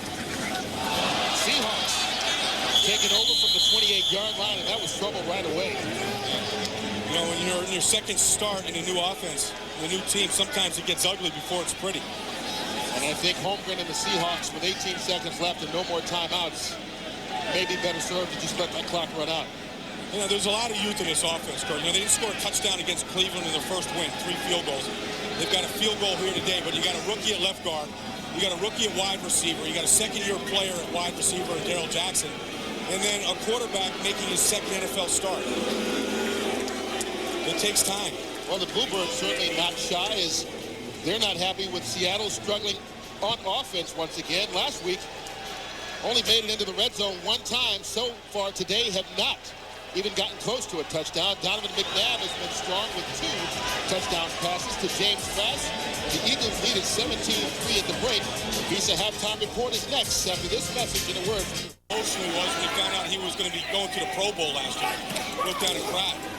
Ricky Waters on 3rd down. Not even close. A 3-yard pickup. They needed 21. So it'll be a 3 and out to start the second half. And once again, the fans unhappy. Very unhappy with that, but the last thing you want to do is put the quarterback, the young quarterback right now in that situation of 3rd and long, forcing him to make a play. Ryan Mitchell back to take the punt for the Jeff Eagles.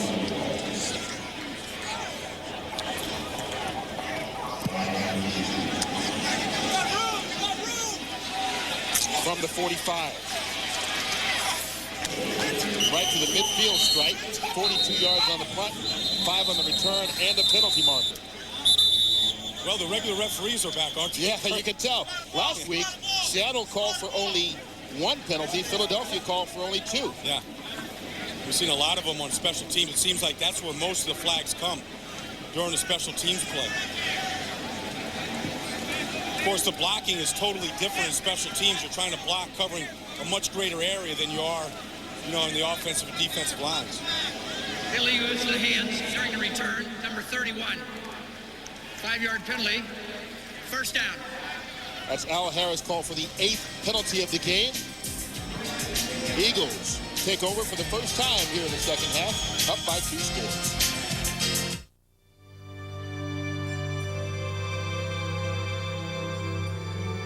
We are a company of Americans, 32,000 men and women who have never felt more pride or love for our fellow man and country. Today, we are pledging our allegiance to America. We stand together. Nothing will keep our country or our company from moving ahead. Right now, when you buy any 4 Michelin tires, get a pair of Motorola Talk About two-way radios free during Michelin's Make Contact event. They're great for road trips, on the slopes, or for keeping track of the kids. So make contact now at your participating Michelin dealer.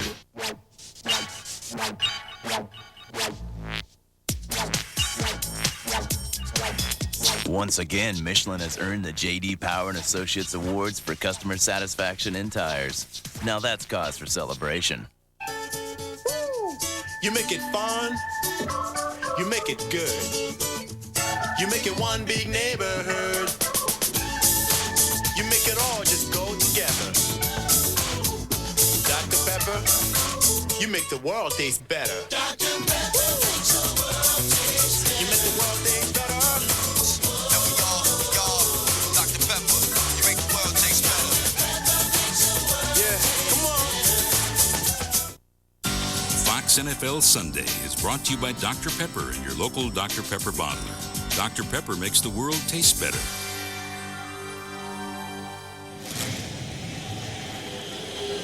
The red, white, and blue back in fashion. Good to see. There you see it on the back of the players' helmets. All NFL teams will carry it on the back of their helmets for the rest of this season. Like I said, Kurt, when that national anthem gets sung every single Sunday now from now on, it'll have new meaning.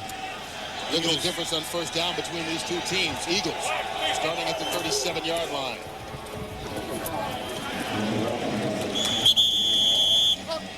Terrell Buckhalter with the carry. And Anthony Simmons back in the ball game with that inter-toe and all back at linebacker. You saw Todd Pinkston on a fake reverse that time. You're seeing this around the league right now, especially in these West Coast style offenses. You're going to see a fake reverse right here to Todd Pinkston. It's going to hold this backside end. It freezes him for just a second where they don't have to block him. So if Buckhalter wants to cut back, there's an alleyway. 2-yard pickup. Buckhalter again. 2-yard pickup. Chad Brown this time. Chad Brown got off to that strong start with a couple of sacks early, but he's kind of been contained so far as the Eagles have gone for the big plays. Yeah, Chad Brown is a really, really good player. People in the NFC East probably hasn't heard a lot about him. But the Seahawks will be in the NFC West next year, and they'll play the Eagles again. So, for Eagle fans out there, take a look at some of these guys because they'll be on the schedule next year as they changed up the divisions. Third down for the Eagles. They've got to get it to the 47 for the first. Under pressure. McNabb gets rid of it. Incomplete. Todd Pinkston, the intended receiver. Michael Sinclair was bringing the heat, though, on McNabb. Yeah, both Sinclair and Anthony Simmons came after McNabb. And it's just amazing how he gets out of the grasp of defensive ends and linebackers in this league, the longer he holds the ball, for whatever reason, being chased here by Sinclair, getting away from Simmons, the longer he has for a chance to find a receiver, for that defense to break down. That's an awfully hard throw going to his left, trying to get that arm cocked. First 3 and out of the day for Philadelphia. Sean Landetta into punt. That's Charlie Rogers. Gonna let it bounce and take it right into 4, and he's forced out of bounds immediately by David Douglas. 55 yards on the punt from Landetta. It's still 17-3.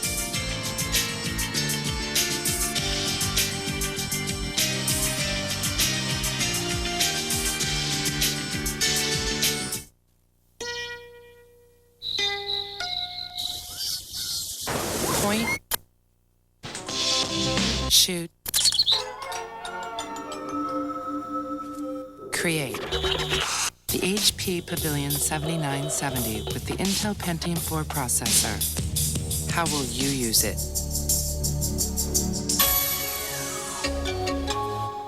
Save up to $250 by mail on the HP Digital Photography Studio.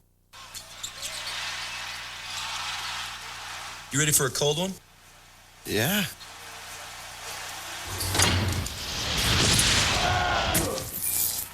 Is that cold enough for you? It's cold. It's not Coors Light. Brewed at the edge of freezing to lock in that Rocky Mountain cold taste. Coors Light. Ah, tasty. Who ate all the cheese curls? That's ridiculous. Pep Boys salutes the spirit of America. For over 80 years, we've been proud to be a part of that spirit. Proud to have helped keep America moving. Now more than ever, you can count on us to keep you moving and help keep America's spirit strong. Why do I rent from Enterprise? For more cargo room. More people room. Or more headroom. Enterprise. So easy it's like having a second car. Or third. Pick Enterprise. We'll pick you up. This telecast is copyrighted by the NFL for the private use of our audience. Any other use of this telecast or of any pictures, descriptions, or accounts of the game without the NFL's consent is prohibited. Average starting field position today, I think, has been a big factor. Seattle starting from their own 20-yard line, while the Eagles have started from their own 17, while the Eagles have started from their 32. And they start here inside the 5. Right at the 4-yard line. Quick pass to try and get out of there, complete to Corin Robinson, and he breaks a tackle, makes it out to the 7-yard line before Brian Dawkins wrestles him to the ground. That's a guy that they would like to get involved in the offense a little bit more. This fall, baseball's postseason unfolds right here on Fox. First 8 of baseball's best battle it out in the American and National League Division Series on both Fox and Fox Family. Then follow the drama of the ALCS, the NLCS, and everything involved in baseball, all the way to the crowning of the 2000 World Series champs, as baseball postseason airs exclusively right here on the Fox networks. From the 7-yard line, Hasselbeck, that ball's batted, incomplete. Well, that came close. Hollis Thomas hit it, and it came close to going right back to Hugh Douglas. Getting good penetration in the middle from Hollis Thomas and Corey Simon both. Hasselbeck here, the nice thing that Holmgren likes about him is he doesn't take his eyes off down the field under pressure. There's the big smile from the big fella. One of the good stories in this league. Yeah, one of those. Not drafted out of Northern Illinois 4 years ago, and literally got his way into the league. Sent tapes out to all 30 teams, and Philadelphia invited him to camp. On 3rd down, they need the 14-yard line. Not going to get it. Brandon Whiting. That's another sack for the Eagles defense, number 5 on the day. And Kurt, they got a great jump here on the snap. Looks like Hugh Douglas is almost off sides here. You're going to see Douglas rushing from the outside here. He gets a good jump. And then Brandon Whiting from this side. Never allowed Hasselbeck to step up into the pocket. Pressure was on him. That's the second sack of the afternoon for Whiting. Jeff Eagles in the very back of that end zone line. Not much room for error. Running it to Brian Mitchell. Just across midfield. Plenty of running room. Way into Seattle territory. Finally brought down at the 24-yard line. 27 yards on the return. And Brian Mitchell just keeps adding on to career yards. I mean, third all time, and boy, the Seas just opened up that time. Took advantage of it as huge opening. Mike Holmgren's not happy because he's one of the few coaches in the league that has a special teams coordinator, Pete Rodriguez, and a special teams coach. Well, Jeff Fiegels thought he was going to be the safety. He didn't really want to put any wood down on Mitchell. Well, you talked about those numbers by Brian Mitchell. He's coming into this afternoon. Third all-time in total yards in NFL history. Number 1 as far as return yards go. Short field to work with from the 24-yard line. And back, Chad Brown. Stopped that end around by James Thrash. I told you that on the last series that the Eagles like that end-around motion to hold the backside defensive end. This time it's Chad Brown. Look at him. He plays with the shoulders square, never takes his eyes off the field. Very disciplined player. And the result is a tackle for a loss.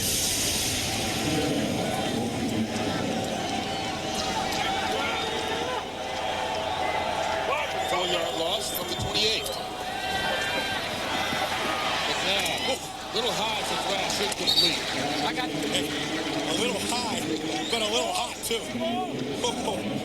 That ball came out, I mean, on fire.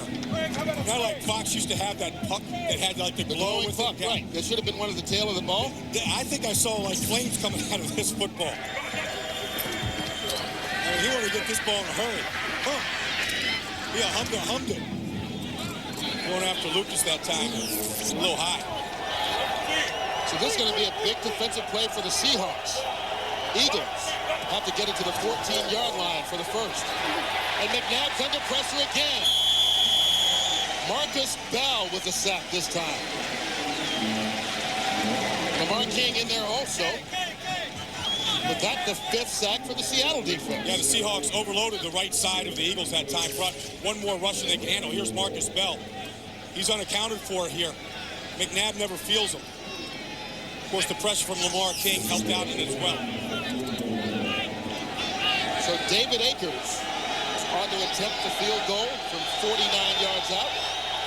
He's already made a 48-yarder today, and this one hooks. Too much, no good. What a stand by the Seattle defense.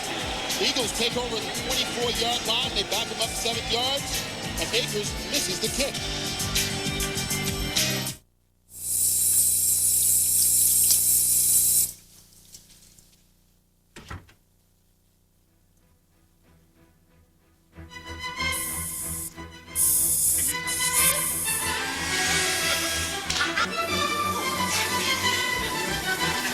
Love playing around with stuff? Then get into Best Buy, where you can play around as long as you'd like. Actually, that's half the fun. Best Buy. Go ahead, turn on the fun. Check this out. Bob here needs a car. Whoa. How about a pickup? A black one. With a place for my bike. Autotrader.com. Over 1.5 million used cars make it the biggest, best used car site on the planet. Need a loan? Oh, yeah. Autotrader.com. Your car is waiting. The hottest new handhelds are at Taco Bell. New for 2001, the Chicken Quesadilla. The CQ has a blend of smooth cheddar, mellow mozzarella, and zesty pepper jack cheeses. The GUI interface is further enhanced by marinated all-white meat chicken for maximum flavor delivery. And the grilled tortilla is ergonomically designed for easy downloading. For a tasty handheld that supports both lunch and dinner platforms, try the new Chicken Quesadilla today and see how it feels to think outside the bun. My fellow citizens, for the last 9 days, the entire world has seen for itself the state of our union, and it is strong.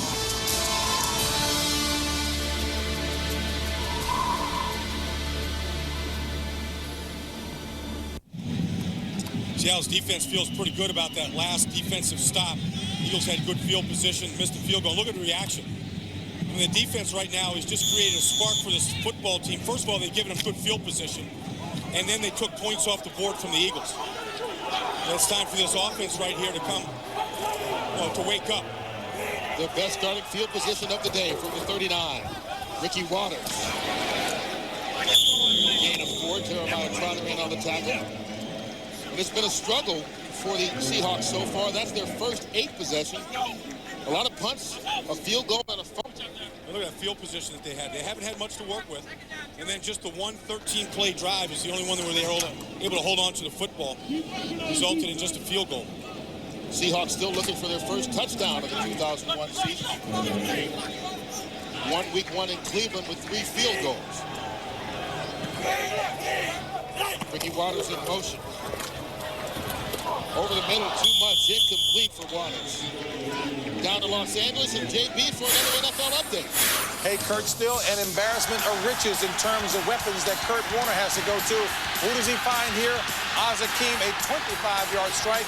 St. Louis has now retaken the lead over San Francisco by the score of 19-16. Kurt and Brian. JB, I hate to tell you, I don't think NFL offenses get embarrassed about much when they've got that much talent. There you see the big numbers, both quarterbacks scoring over the 300-yard mark in week 1. Both those guys, Pro Bowlers last year. And both those quarterbacks won in overtime as well in week 1. Seahawks need the 49 on 3rd down. Hasselbeck keeps it. Not going to get there. Brian Dawkins with the tackle. So the Eagles defense responds with a nice stand of their own. And they feel just as good as that Seattle defense did coming off that in the last series. If you're Mike Holmgren, what has to bother you the most is they just can't sustain drives. They're not even getting close to getting an opportunity to score. Well, the ball isn't getting in any of the wide receivers' hands, and I was just watching the Eagle defenders, Troy Vincent, Bobby Taylor, playing right up on those wide receivers, not letting them breathe. Jeff Eagles on the punt to Brian Mitchell. Oh, that came close to being blocked. Mitchell calls for the fair catch right at the 16-yard line. Barry Gardner came about as close as you can get to that one without touching it. Eagles still on top by 2 touchdowns.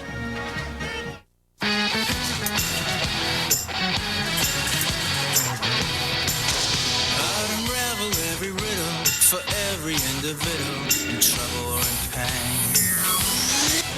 With the thoughts I'll be thinking I could be another Lincoln. If I only had a brain. Presenting the card with a brain, the Smart Visa card. The future of payment available now. Just visit Visa.com. Visa, it's everywhere you want to be. You take as much care with the customer's car as you do with your wife's. You call each customer to make sure they're satisfied with the work. And your waiting room has coffee people actually like. So it comes as no surprise that the auto parts you recommend and install are AC Delco. When the right way is the only way. AC Delco Automotive Parts. For a chance to win a trip to France in our Drive to Victory sweepstakes, enter at participating service centers or visit acdelco.com. Hello? You have a patient. Who is this? She has a number locked in her troubled mind. I need that number. What's your worst fear, Nathan? We have your daughter. Daddy. Don't think. Wherever you go, you will be watched. Just get her back. I need you to help me. Don't question. Is it a telephone number? No. Is it a code? Michael Douglas. You want what they want. What is it? Don't say a word. I'll never tell any of you. Rated R. Friday, only in theaters. Fox NFL Sunday is brought to you by Taco Bell's new chicken quesadilla. By Best Buy, for the latest technology, turn on the fun at Best Buy. By Visa, it's everywhere NFL fans want to be. And by Autotrader.com, biggest, best used car site on the planet. Now the Space Needle in Seattle, one of the easily identifiable landmarks. When you see the Space Needle, you think Seattle. McNabb. That's to James Thrash. Wow, how about that? James Thrash with a catch that wasn't a touchdown, getting out to the 21-yard line for a gain of 5. You know, we're talking about the two coaches, Andy Reid, Mike Holmgren, separated at birth. You know, they both tutored with each other. I mean, they coach exactly alike. They look alike on the sidelines. They both got their big charts. You know, right now, Holmgren's on offense, so he's got his nose into the chart. Andy Reid is probably keeping everybody sharp on his side, and he's got his chart in his left hand. We talked about the identical twins having the identical record since being head coaches with these respective teams. McNabb to the air, broken up nicely by Paul Miranda. Another pass intended for Thrash. Well, you know, Mike Holmgren, his only protege in this league isn't Andy Reid. I mean, all these other guys here were with Mike Holmgren in Green Bay. I mean, look at Marty Ahire's in Detroit, and Dick Duran in Chicago. You got Mariucci in San Francisco, Sherman in Green Bay, and then the assistant, the coordinators as well. Ray Rhodes, who was the head coach in both Green Bay and Philadelphia. It used to be we talked about the Wall Street. Now it's the Holmgren tree. Yeah. And that's the Baldwin tree, I think, right there. On third down, they need the 26-yard line. Corral Buckhalter not going to get it. Reggie Tongue with the stop. Yeah, and so it's another 3 and out because of this Seattle defense. Yeah, but I mean, Buckhalter right here hasn't gotten a lot of reps. He missed his pulling guard right here. Jermaine Mayberry does a great job of coming around and logging the outside. He should have taken that ball wide rather than turn it in to the meat of that defense. Charlie Rogers, who's a good return man, to take it from Landetta.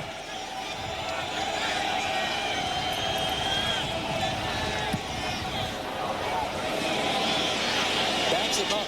Wow. From the 19.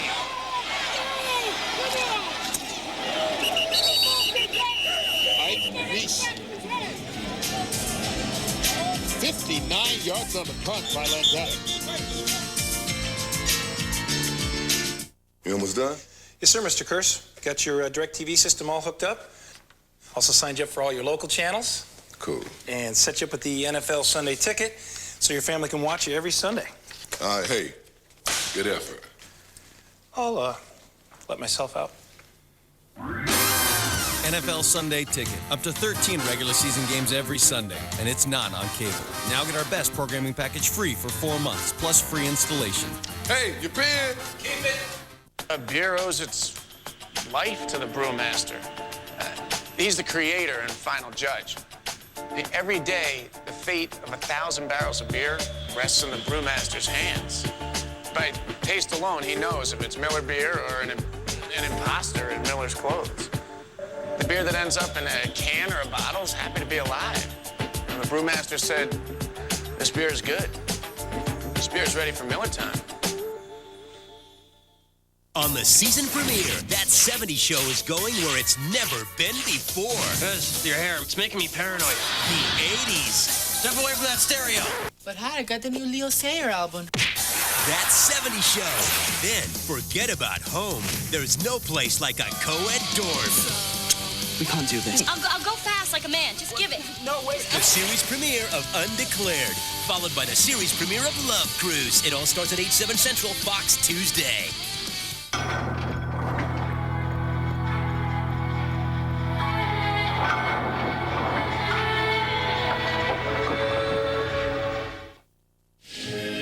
One of the most amazing things about this tragic 10, 12 days that we've had has been the spirit of giving that you've seen all over this country. And you see NFL players all around America taking part, giving back to their communities. A lot of players making financial donations, but a lot of teams getting together like the Atlanta Falcons here, playing a flag football game and raising money through donations with their fans. We're better people today than we were 2 weeks ago. And Andy Reid making the donations with Mayor Street in Philadelphia a couple weeks ago. Because we're more united, Kurt. You know, I think we're less petty, we're more united, and we've mourned together, you know, as a country and as a group, individually. And as we look ahead, you know, we talk about the military being called up and all the bases here in Seattle. Let us not forget the ones in the Philadelphia area, like Fort Dix and Dover Air Force Base and McGuire Air Force Base, Fort Monmouth. All those guys watching today as well. There's a holding penalty on the return, so the Seahawks begin from the 10-yard line. Ricky Waters had a step on Bobby Taylor, but they couldn't make the connection. Yeah, you saw where the ball ended up, too. 5 yards out of bounds. Never gave Ricky a chance.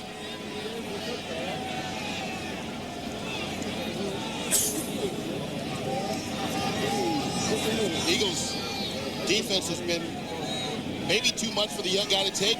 Seattle trying to get something going with 6:13 left to go in the third quarter. Hasselbeck not getting the team in scoring territory just yet. So on second down, they give it to the veteran Ricky Waters. Waters only picks up a yard. You know, part of the problem for Hasselbeck is just the amount of pressure that he's been under today and the times he's been hit. For a young guy who's never been hit, you know, you got to remember now, you play in August and you're out there and you're phenomenal in August in preseason. These kind of things haven't started adding up. Well, think of it. His first NFL start last week, he was sacked 5 times. So maybe a little gun shy? Well, this defense bothered the heck out of Kurt Warner in week 1. You know, and that's a guy that has seen a whole lot and been the MVP of this league. Seahawks with 4 receivers in. They get a quick pass to one of them. Bobby Ingram gets the first down. Nice 9-yard pickup. You know, Bobby Ingram was a great pickup here for Seattle a couple of weeks ago. He's let go by Chicago, and Holmgren was just combing the wires every day looking for a veteran receiver that has been through the fire, that can help out with the young quarterback and young receivers. Ingram is a guy that understands defenses, where the dead spots are, and got their first down in the second half for Seattle. Right at the 20-yard line. The pitch, Ricky Waters. 9 more. Corey Simon with the tackle. Well, if they're going to run the ball, that's the side they want to go to. Behind Waller Jones, who did a good job on Hugh Douglas that time. And they got a little interference out there running in front of him. You'll see Hugh Douglas right here, and Waller Jones, he takes him inside. Good kick-out block on Damon Moore, and Ricky's eyes never leave downfield.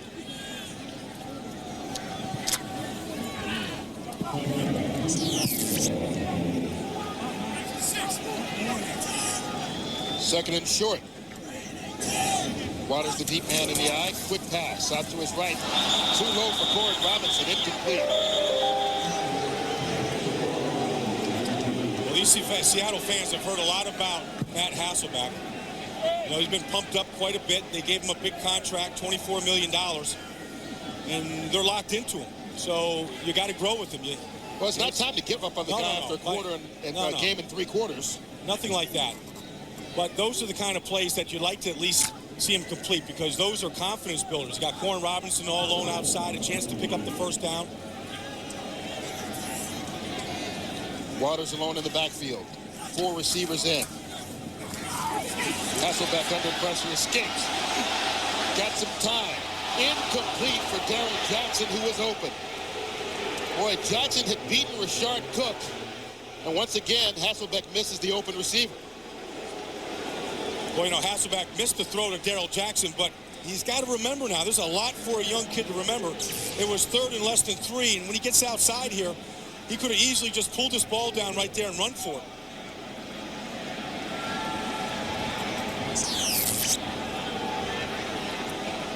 So Jeff Fiegel's on the punt again to Brian Mitchell.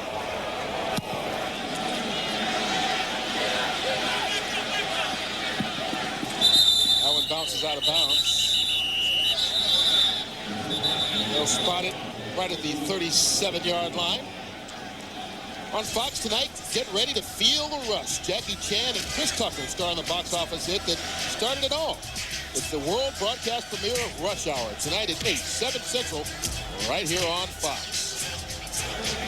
Kurt Menefee, Brian Baldinger with you from Seattle, the shores of Lake Washington, where the Eagles have a 17-3 lead on the Seattle Seahawks. It's so frustrating for the offensive line there, who's a talented bunch, to get any kind of rhythm when you're not on the field, to get a feel for the defense and the changes. On first down, Terrell Buckhalter, Chad Brown. And outside of the 2 touchdown passes that the young cornerbacks gave up, the middle part of this defense has played pretty well. Chad Brown just squeezing it on the outside here, unblocked. He's the free man in that defense. And a lot of blue jerseys coming to finish. This defense has played well here in this 3rd quarter. They pick up a yard. McNabb gets it off. Incomplete. In the direction of James Thrash, but overthrown.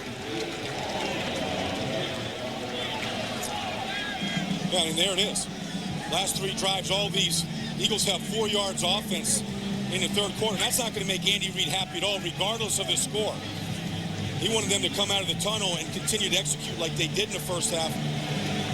But I think what they've really done here in Seattle is they've concentrated on stopping the run first. And they've done that. They've taken it away, and then they put pressure on McNabb. Well, it's a 3rd and long for the Seahawks, or pardon me, for the Eagles. They need the 47-yard line for the first down. McNabb flushed out and brought down. Sack number 6 for the Seahawk defense, Michael Sinclair and John Randall.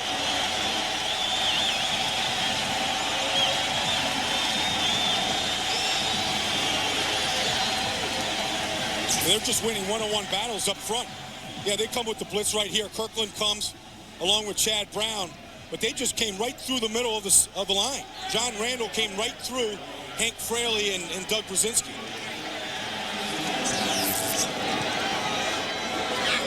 Rendetta. Charlie Rogers. Gets it around the end.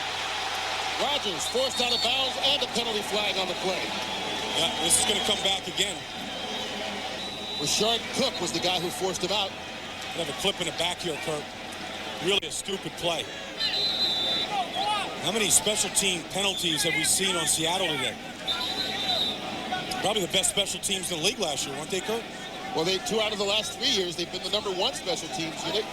In the top 5 the other year. But this certainly won't make Pete Rodriguez, the special teams coordinator, happy. It's going to negate a nice 23-yard return by Charlie Rogers. Holding, number 28, during the return. Penalty is declined. Illegal block in the back.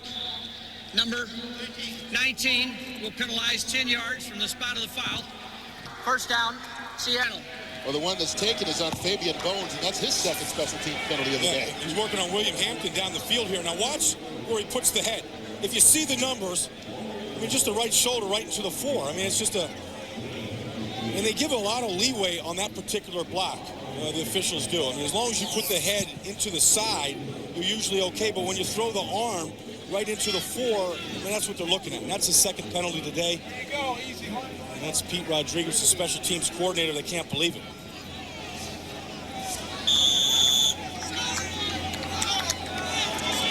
So the Seahawks will begin from the 15-yard line, trailing at 17-3.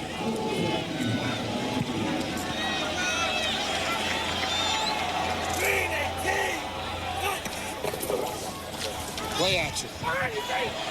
Hasselbeck floats it, almost picked off by Brian Dawkins. Well, this fall, baseball's postseason unfolds right here on Fox. First, it's 8 of baseball's best battling it out in the American and National League Division Series on both Fox and Fox Family. Then follow the drama of the ALCS, the NLCS, all the way to the crowning of the 2001 World Series champion as baseball's postseason airs exclusively right here on the Fox Network. Be a part of history as baseball's postseason comes to Fox beginning October 9th. And that's where the offense has been in Seattle, inside Safeco Field. The Mariners lighting it up this year. That's been about it. Ricky Waters brought down by Carlos Evans, gain of 5.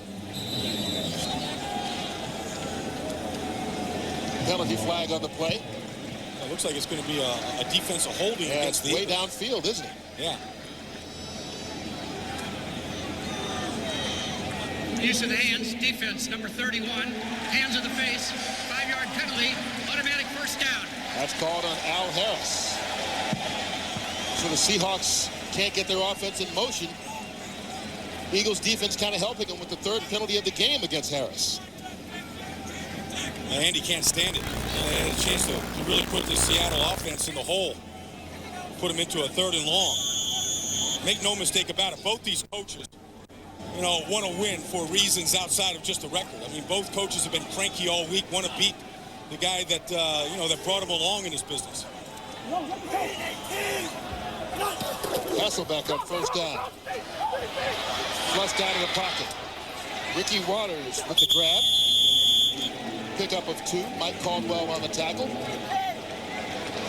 Darwin Walker had the pressure on him, and that's what you've seen a lot of by this Eagles defense. Whether or not they get to him, it seems like he has to get out of the pocket nearly every time. Well, Kurt, what we haven't seen at all is any sort of downfield throws from Hasselbeck to his wide receivers, and that's because these Eagle cornerbacks right now are playing tight man-to-man defense. They're not letting these receivers off the line of scrimmage. Bobby Taylor on one side, Troy Vincent on the other, has been locking these guys up.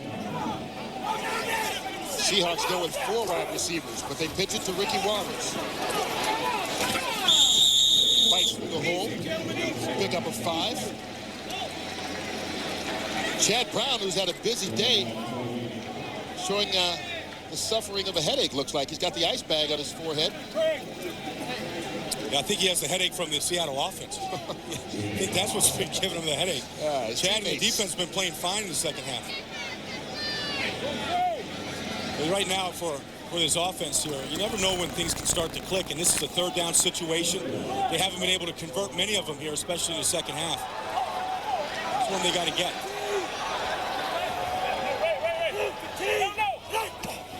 They've got across the 35. Hasselbeck doesn't do it. Corey Simon catches him for a yard loss, so that'll be a sack. You're not going to get away from Corey Simon in the middle. He's just too good laterally and too fast. Corey Simon working right here, working against Chris Gray. Good penetration, and then falls right off, and is not going to let Hasselbeck out of the grasp. 5 sacks on Hasselbeck week 1, 6 today. You know, those are the kind of plays, Kurt, in preseason in August you probably get away with because you're not going against the first-team defense like that. Not in the regular season. Jeff Fiegel's punt short to Brian Mitchell. Bring it outside. Heath Evans with the tackle. Well, besides the head coaches, one thing these two teams have in common, they're both getting new stadiums. And both happy for it. That's in South Philadelphia right there. That's the old vet right here. And that's a couple of years away from completion. Yeah. The Seahawks next season will be moving into their brand new facility right next to Safeco Field where the Mariners play. And both these teams also with this new kind of turf going on in Philadelphia and here in Seattle. And we were down on the field beforehand. Players from Philadelphia, I think, prefer the turf here. Well, they're playing the game at least. That makes a difference, huh? Eagles start from the 26. Marcus Robertson with the tackle. No, the only thing that the Seattle team hasn't done here in the third quarter is force a turnover.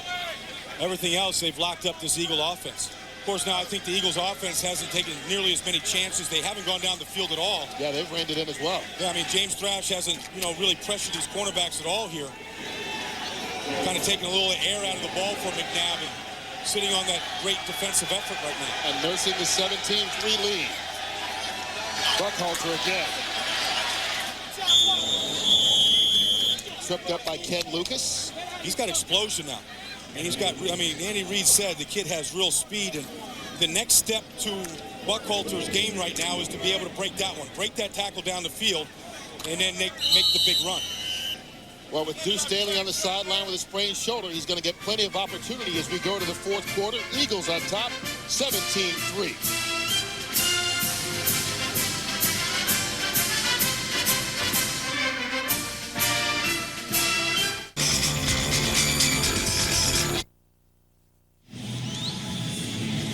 Back in Seattle for the fourth quarter, Seahawks trailing 17-3.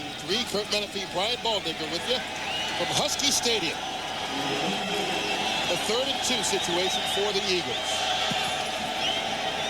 McNabb up top. What a one-handed catch by James Thrash. Looking more and more like the Eagles' #1 receiver after this afternoon. He has been the star of the day. A 64-yard touchdown reception, one from 23 yards away, and that's sweet one-hander. Working on Paul Miranda here. Miranda's in great coverage. He looks exactly what he was supposed to. Unfortunately, it was already in Thrash's right arm. And that was the Eagles' first down of the second half. 26 yards on the pass. Thrash now 5 catches, 122 yards on the day. Goes back to Thrash again. We go back to Los Angeles and JP for another game break. Hey, Kurt, that Rams engine has some top-grade oil in it now. Take a look at Warner dropping back and hooking up with Isaac Bruce with a little hook route there. He turns it into a 39-yard pass play for a touchdown. Rams comfortably out in front, 30-16 in the fourth. Back to Kurt and Brian. Boy, that's a connection the Eagles fans saw at the end of the game last week that cost them in overtime. A big pass to Isaac Bruce and Kurt Warner. Here in Seattle on 2nd and 7. McNabb incomplete. Todd Pinkston, the intended receiver.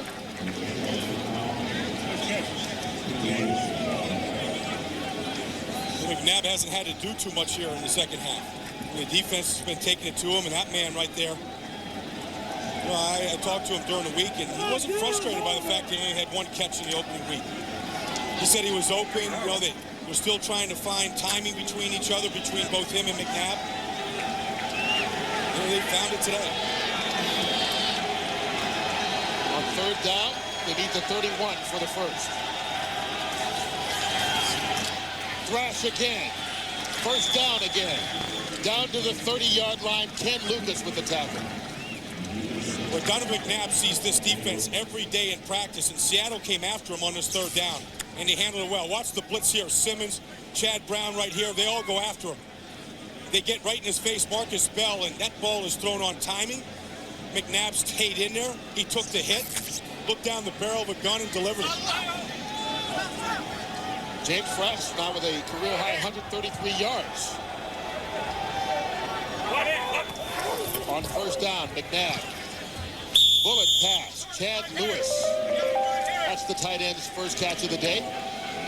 And you know, the thing is, on this drive, Seattle was playing very good defense. Yeah, they were. And McNabb is beating them right now with speed of decision and accuracy. Well, he's hit 8 different receivers along the way, so he's spread the ball out. They can't really concentrate on Thrash or one guy, even though Thrash is having a big day. And that man, Chad Brown, who's an excellent pass rusher, when the ball is out that quickly, it nullifies his pass rush. McNabb out of the backfield. Corral Buckhalter. Brought down to the open field by Levon Kirkland. No, we don't know how bad that injury to Deuce Staley is. If it keeps him out, Buckhalter, as I say, that gets up limping. And I think there's a safety net there. He's caught the ball real well today, shown good explosion. Good hands. Well, there you see Deuce Staley injured that thing in the first quarter. And has been on the sideline since with a sprained right shoulder. Well, before last year's Liz Frank injury, really hasn't had many injuries at all in his NFL career. 3rd and 5. McNabb with another bullet right at the 20-yard line. James Thrash going to be close to the 1st down marker. You know, and I think sometimes people really get the misconception of McNabb when they call him a scrambling quarterback, a running quarterback. Well, he hates that. Yeah, he hates it. He wants to be a pure pocket quarterback with unusual athletic ability. And right now, he's beating Seattle from inside the pocket. He does what is required of him in this offense. And I think last year, you know, that was kind of the conception of him coming out of college, out of Syracuse. And then last year was fueled because Deuce Staley was injured. And he had to run the ball. Well, that wasn't the offense at Syracuse. Remember, there's a guy that started 46 games at Syracuse, and you can't substitute that kind of experience. So he came in with a great feel for the position. But Andy, who was the quarterback coach in Green Bay with Brett Favre, has a good feel for quarterbacks. And that's an unusual situation all by itself. Andy Reid going from coaching offensive line to quarterbacks. After the 1st down at the 20. Brian Mitchell now in it running back. Spins his way for a 3-yard pickup. Levon Kirkland on the tackle. You know, Andy is the one that drafted Donovan McNabb 3 years ago. The first draft pick he ever had. First draft pick. And remember, that was the year that all those quarterbacks came out. Culpepper came out, and McNown, and all those, Keely Smith, and Tim Couch, number 1, McNabb, number 2. And that was his first big decision as a head coach. But remember, when he was elevated to that position coach in Green Bay, Mike Holmgren had never hired anybody else that hadn't played the position to coach quarterbacks. He was the first non-quarterback to coach because he has such a good rapport with players. Eagles going with the empty backfield. McNabb low for Brian Mitchell, incomplete. One thing I do notice from Donovan McNabb, and this is not unusual for young quarterbacks, is he throws the ball a lot different in practice. He throws it a little softer, a more catchable ball. And then, you know, he gets into a game and the adrenaline really starts to pump. He throws it with a lot more hot sauce. And I think there's got to be a consistency there, you know, from practice to the games a little bit more, but it's coming.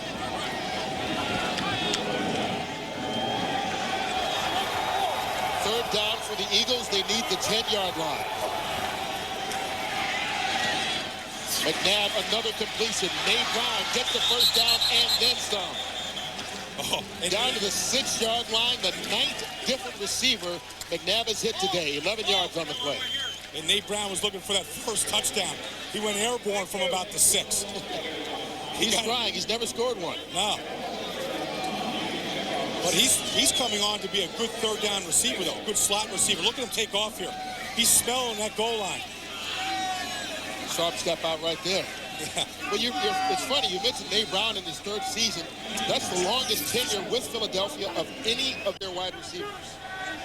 Shows you how young they are. And probably has the best hands on the team. 13th play of the drive.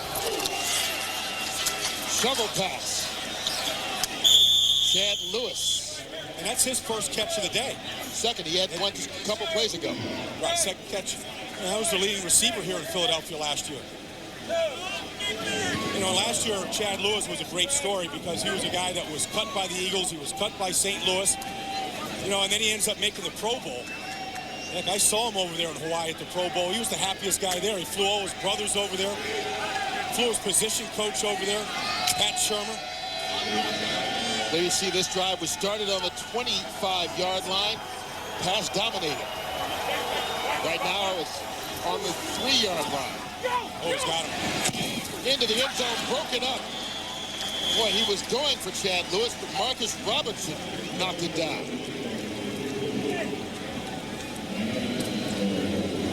Well, Chad Lewis went for right there. Chad Lewis was open in the middle of the field. McNabb was going for him, but he had Cecil Martin, the fullback, wide open in the middle.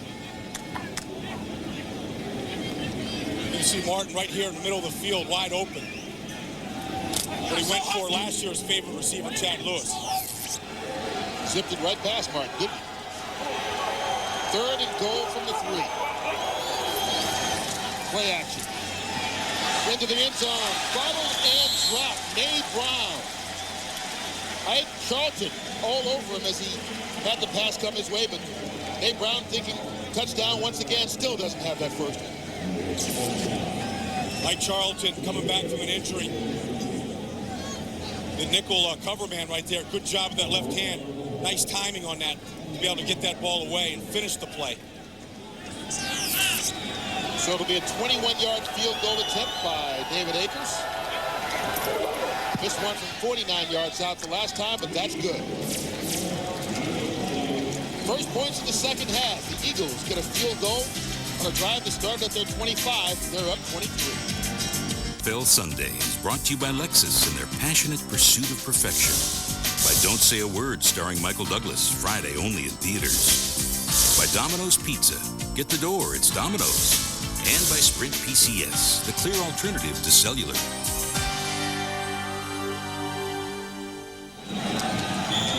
Well, the American flag everywhere. We mentioned all the military bases. We also want to make sure we say hi to the men and women at the U.S. Naval Academy and at West Point who are watching today's game. Charlie Rogers brings it out to the 29-yard line. Seahawks will begin from there, trailing it 20-3.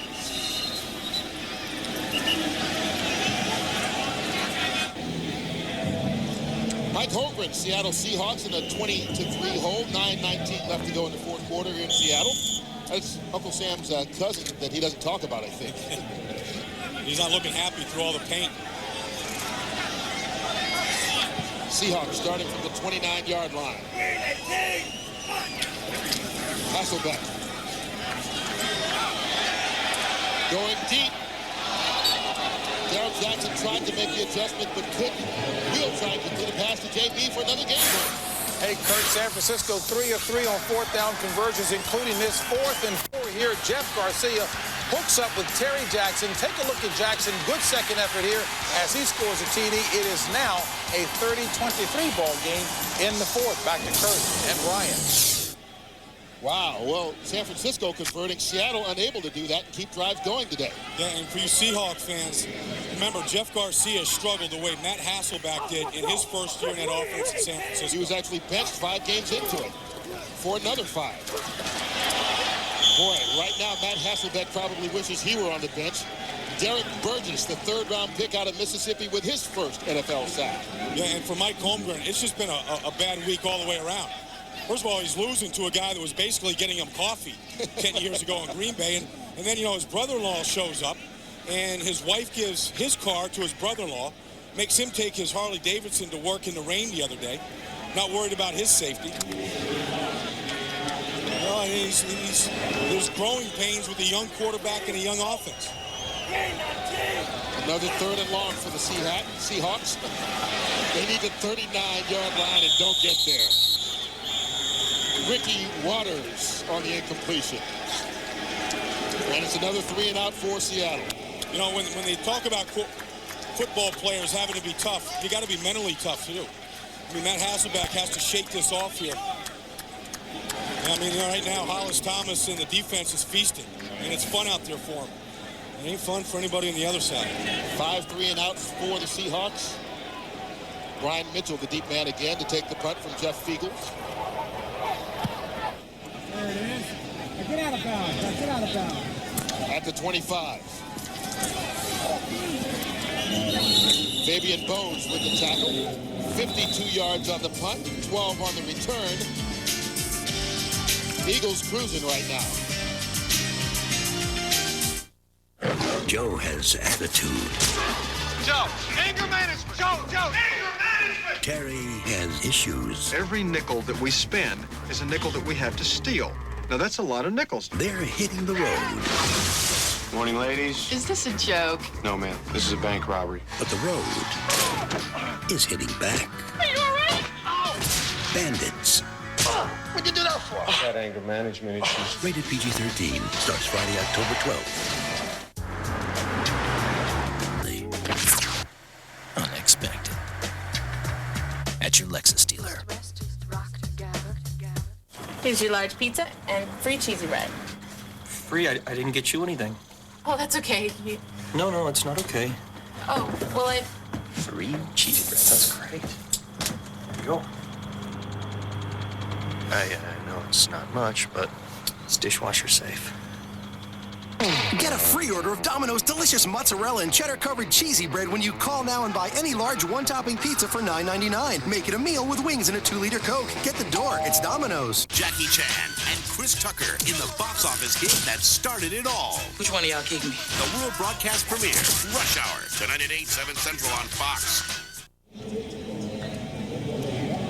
Kurt Menefee, Brian Baldinger with you. 8.5 minutes to go here in the fourth quarter.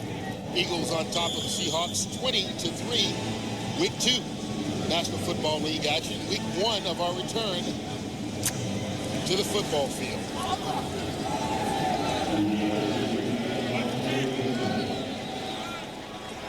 Eagles start at the 38-yard line. Corral Buckhalter. Buckhalter picks up 7 yards. We pick up James Brown for another game break. Hey, Kurt, the Rams were looking awfully good again on the drive here. Take a look at Kurt Warner going up top, threads this one nicely to Isaac Bruce, but Jason Webster smacks the ball loose. It's recovered by San Francisco's Lance Schulters. San Francisco now inside the 25, under 10 to play in that game in the fourth period of play. Back to Kurt and Brian. Time permitting, we'll take you guys to that game. All right, JB, 7:58 left to play here in Seattle. Corral Buckhalter stopped after the yard pickup. A game with scoring and offense, huh? We're halfway there.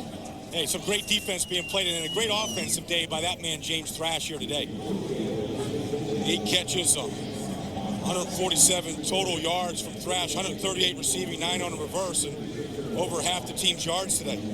Normally, that's McNabb's job. Yeah. To accumulate over half of the team's offense. He's sharing the ball pretty well today. Well, the Eagles have to be happy. Last week, Pinkston received 99 yards.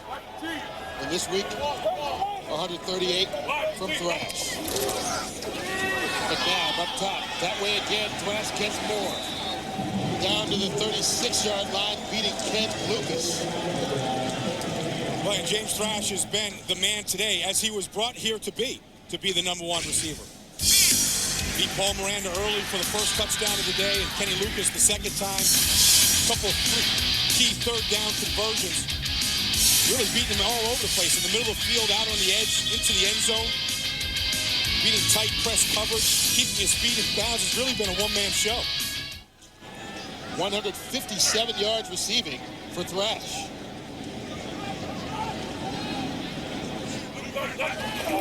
On first down, Buckhalter hit hard at the line of scrimmage and driven backwards.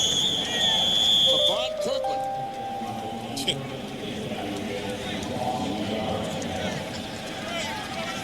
It's time right now for Andy Reid just to really, what he calls, feed the offensive line. He wants to give the ball to his backs here, Buckhalter, Cecil Martin, and let those offensive linemen work. That man right there, Hank Fraley, making his second NFL start. He just had his jersey retired at Robert Morris College yesterday in Pittsburgh. Of course, he couldn't be there, so his parents were there for it.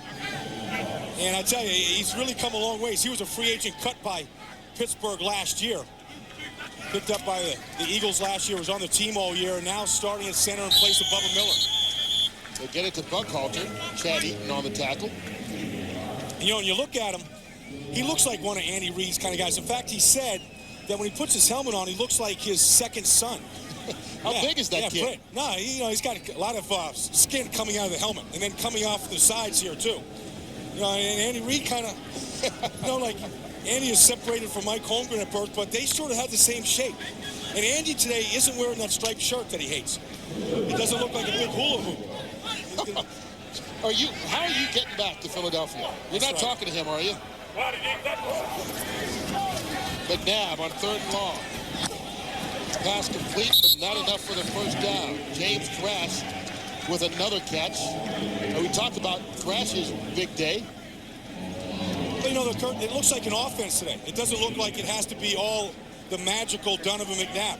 The ball spread around. The offensive line has opened up some holes. We've seen the backup running back, Correll Buckhalter, run the ball well.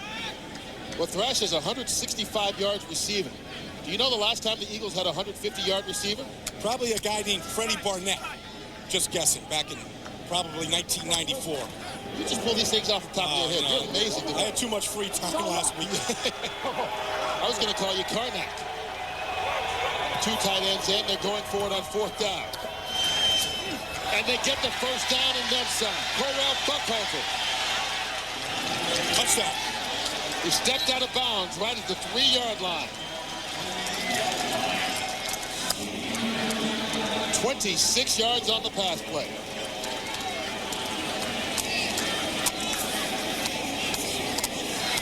We're seeing good hands on Correll Buckhalter. You see right here, just going to come out of the backfield and just circle here.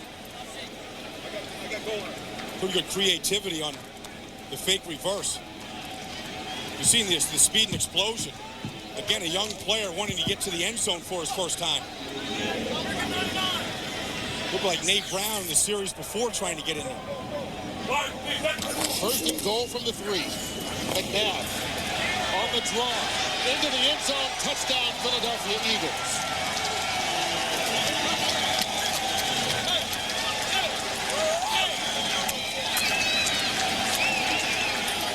Donovan McNabb's first rushing touchdown of the season. He had 6 last year.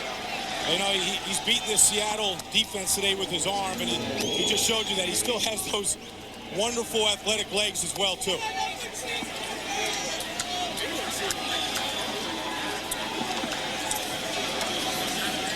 David Akers on for the extra point.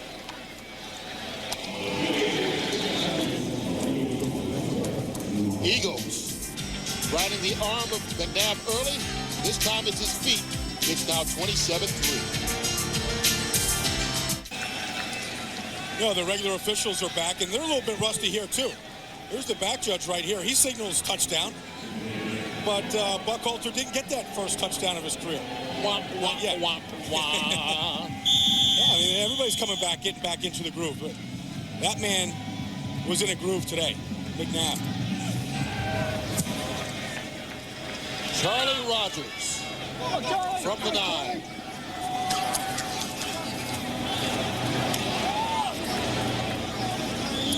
Wrapped up by Mike Caldwell. Next week, Fox NFL Sunday begins with America's #1 pregame show as JB, Terry, Howie, and Chris get you ready for kickoff. Then Leroy Glover and the New Orleans Saints take on Jesse Armstead and the New York Football Giants in a showdown of NFC powers. Or Jamal Anderson and the Falcons battle Jake Plummer and the Cardinals. Plus other regional action. Coverage begins at noon Eastern, 9 Pacific, right here on Fox. And keep in mind, we've got just over 4 minutes left in this one. If there's time, we'll take you to the conclusion of the San Francisco-St. Louis battle. Last we saw, that game separated just a touchdown. San Francisco down and with the ball. See Ricky Waters shaking his head coming back to the huddle. You know, it's a hard day when you're going up against your former team, like Ricky Waters is. You know, 3 years in Philadelphia, he wanted to put a good showing up against the Eagles.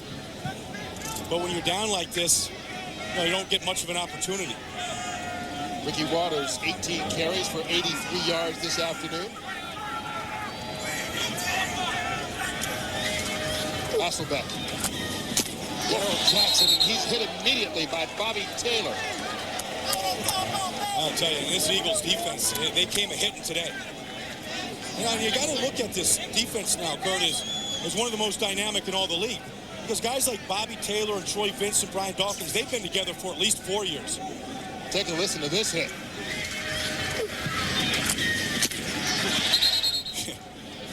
Darrell Jackson had a hard time hanging on to that football. He led this team in receptions last year as a rookie. It gives you an idea just how young this team is. On another 3rd and long, Seattle has to get to the 37-yard line. Hasselbeck going there. Bobby Ingram, the veteran, incomplete. That was the best ball that Matt Hasselbeck threw all day, too. Yeah, it hit him, and Ingram couldn't hold on. Bobby Taylor was on it. 2 great plays by Bobby Taylor in a row. The big hit to knock the ball loose and then just stripping the ball out of his hands. So yet another 3 and out for Seattle. The 6th one of the game. Kind of hard to score if you don't sustain drives.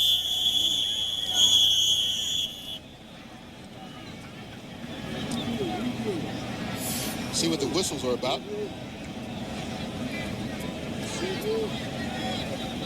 I think this is going to be a challenge to see whether or not Bobby Ingram made the catch. Our referee, Dick Hantak. Either that or he's going to the locker room for a bathroom break. One of the two. I think he's going underneath the hood here. Holmgren making his first challenge here today. Well, they never announced the challenge, but that's what we have to assume it is as he's putting the headset on and looking in the box.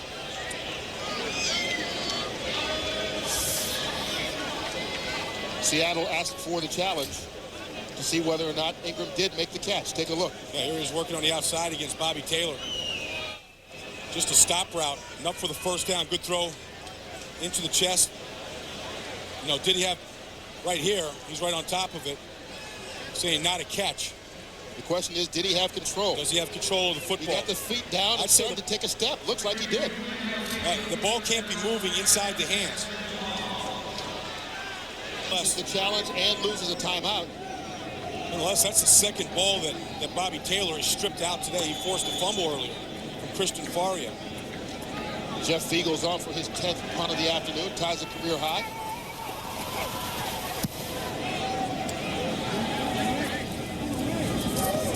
Brian Mitchell from the 10.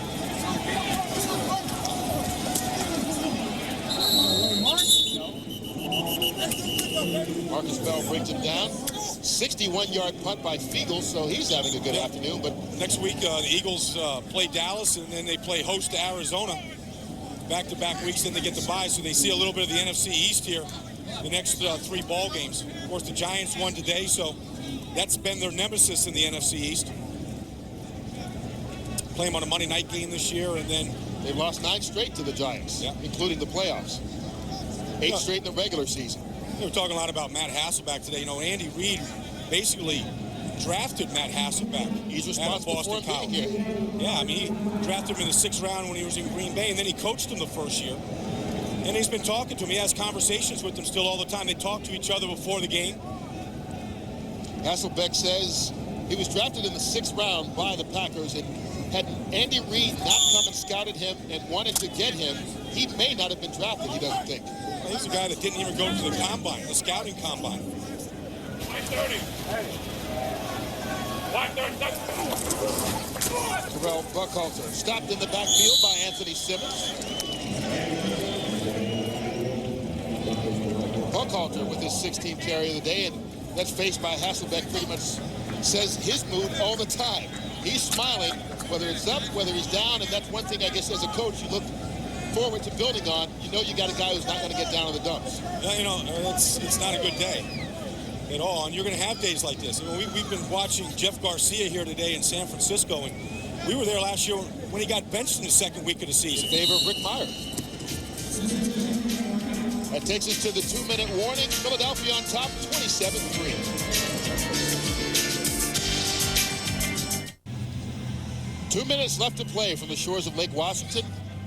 Somebody forgot something, didn't they? They went overboard. It's not that bad, Seattle fans. Yeah. They just went under. 2-minute warning. Seahawks. Yeah, trying to hide, the fans are down 27-3. There will be better days. Terrell Buckhalter fights his way out for a gain of about 5.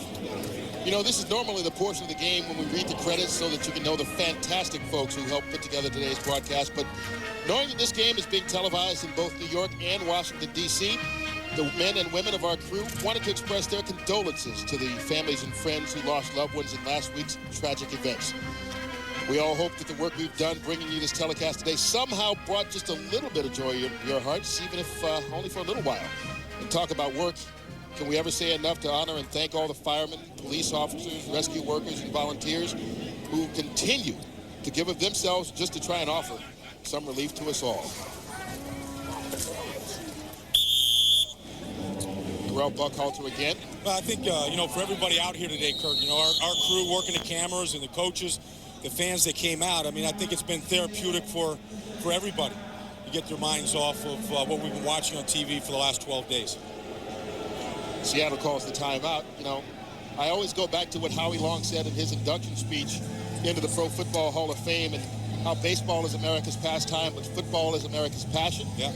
And you saw the passion on display all across America today at every game in the National Football League. And people now feeling that, as I said earlier, it's time to move forward. We'll never move on. We'll never forget this. But moving forward and continuing with our lives, one of the best ways you can honor those that passed. Yeah, just, you know, a week ago, Kurt, guys were afraid to look up at a plane flying overhead for fear of what would happen. And I think you start to put some of your fears behind as you move on. And don't stop waving the flags. Sean Mandetta on the punt. Movement right in the middle there. Brings out the penalty flags.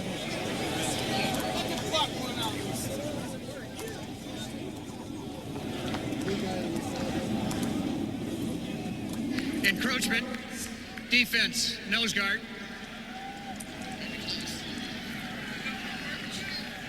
Dick Hancock and the fellas didn't get a dress rehearsal. Looked like they may have needed it for a while. And those McNabb fans are nationwide now, too. I mean, that was one of the most popular jerseys sold in the NFL this past offseason. Second in the league for MVP a year ago. Well, with displays like he's had today, you certainly understand why. You know, do you think that's another McNabb jersey that he's swinging? You know, you see a bunch of them in the stands. You know, if one gets it's dirty, you have the backup. I don't know. Oh, I guess not. That's an old Ricky Waters jersey. Ricky Waters jersey. See how quickly they forget. Yeah. Kurt? Now it's a waving towel. Yeah. There are a couple of LaVon Kirkland jerseys. As the Seahawks fans certainly hope for better days from their team that get to score a touchdown this season. They're measuring after the penalty to see if they got enough for the first down. And Seahawks fans are going to have to be patient on offense. I think defensively they've improved. And the penalty gave them the first down. Yeah. You know, the way this game has gone for Seattle, that's probably an appropriate finish.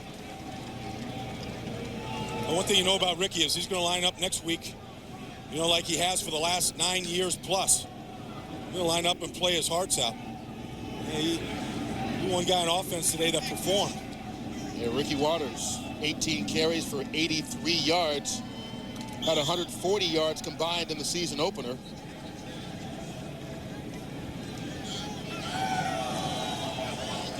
Philadelphia content to just take a knee.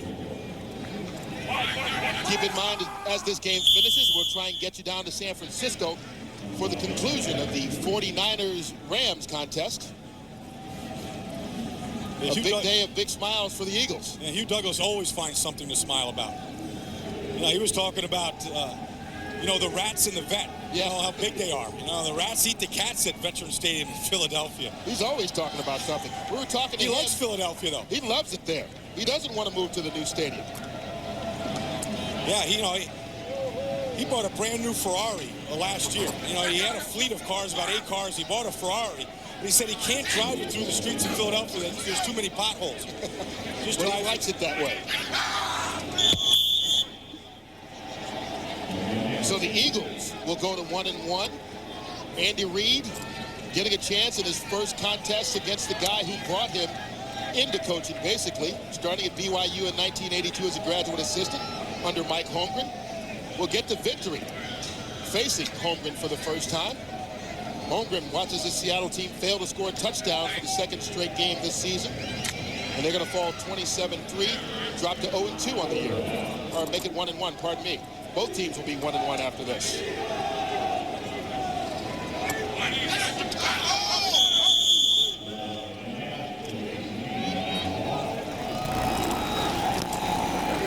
That'll be the final play. Jim Johnson, defensive coordinator, and Andy Reid congratulating each other on a job well done as the Eagles put up 27 points and their defense stands strong, giving up only 3. As a matter of fact, Seattle had only 147 total yards in this ball game against the Philadelphia defense. Yeah, and that man had a breakout day here for the Eagles, what he was brought in here for, and he can't have the breakout day unless Donovan McNabb delivers it to him. And that man was special today, as I think the entire National Football League has seen. 2 touchdown passes by McNabb, both to Thrash, who had 165 yards receiving. McNabb also ran for 1. Matt Hasselbeck, well, this was a tough afternoon for the kid in just his second NFL start. Only 9 completions and 62 yards. But there will be better days. Mike Holmgren knows that. He's got the frown on his face right now, but one day knows he'll be able to turn it upside down. But it won't be today. Eagles win it 27-3. Back with more after this.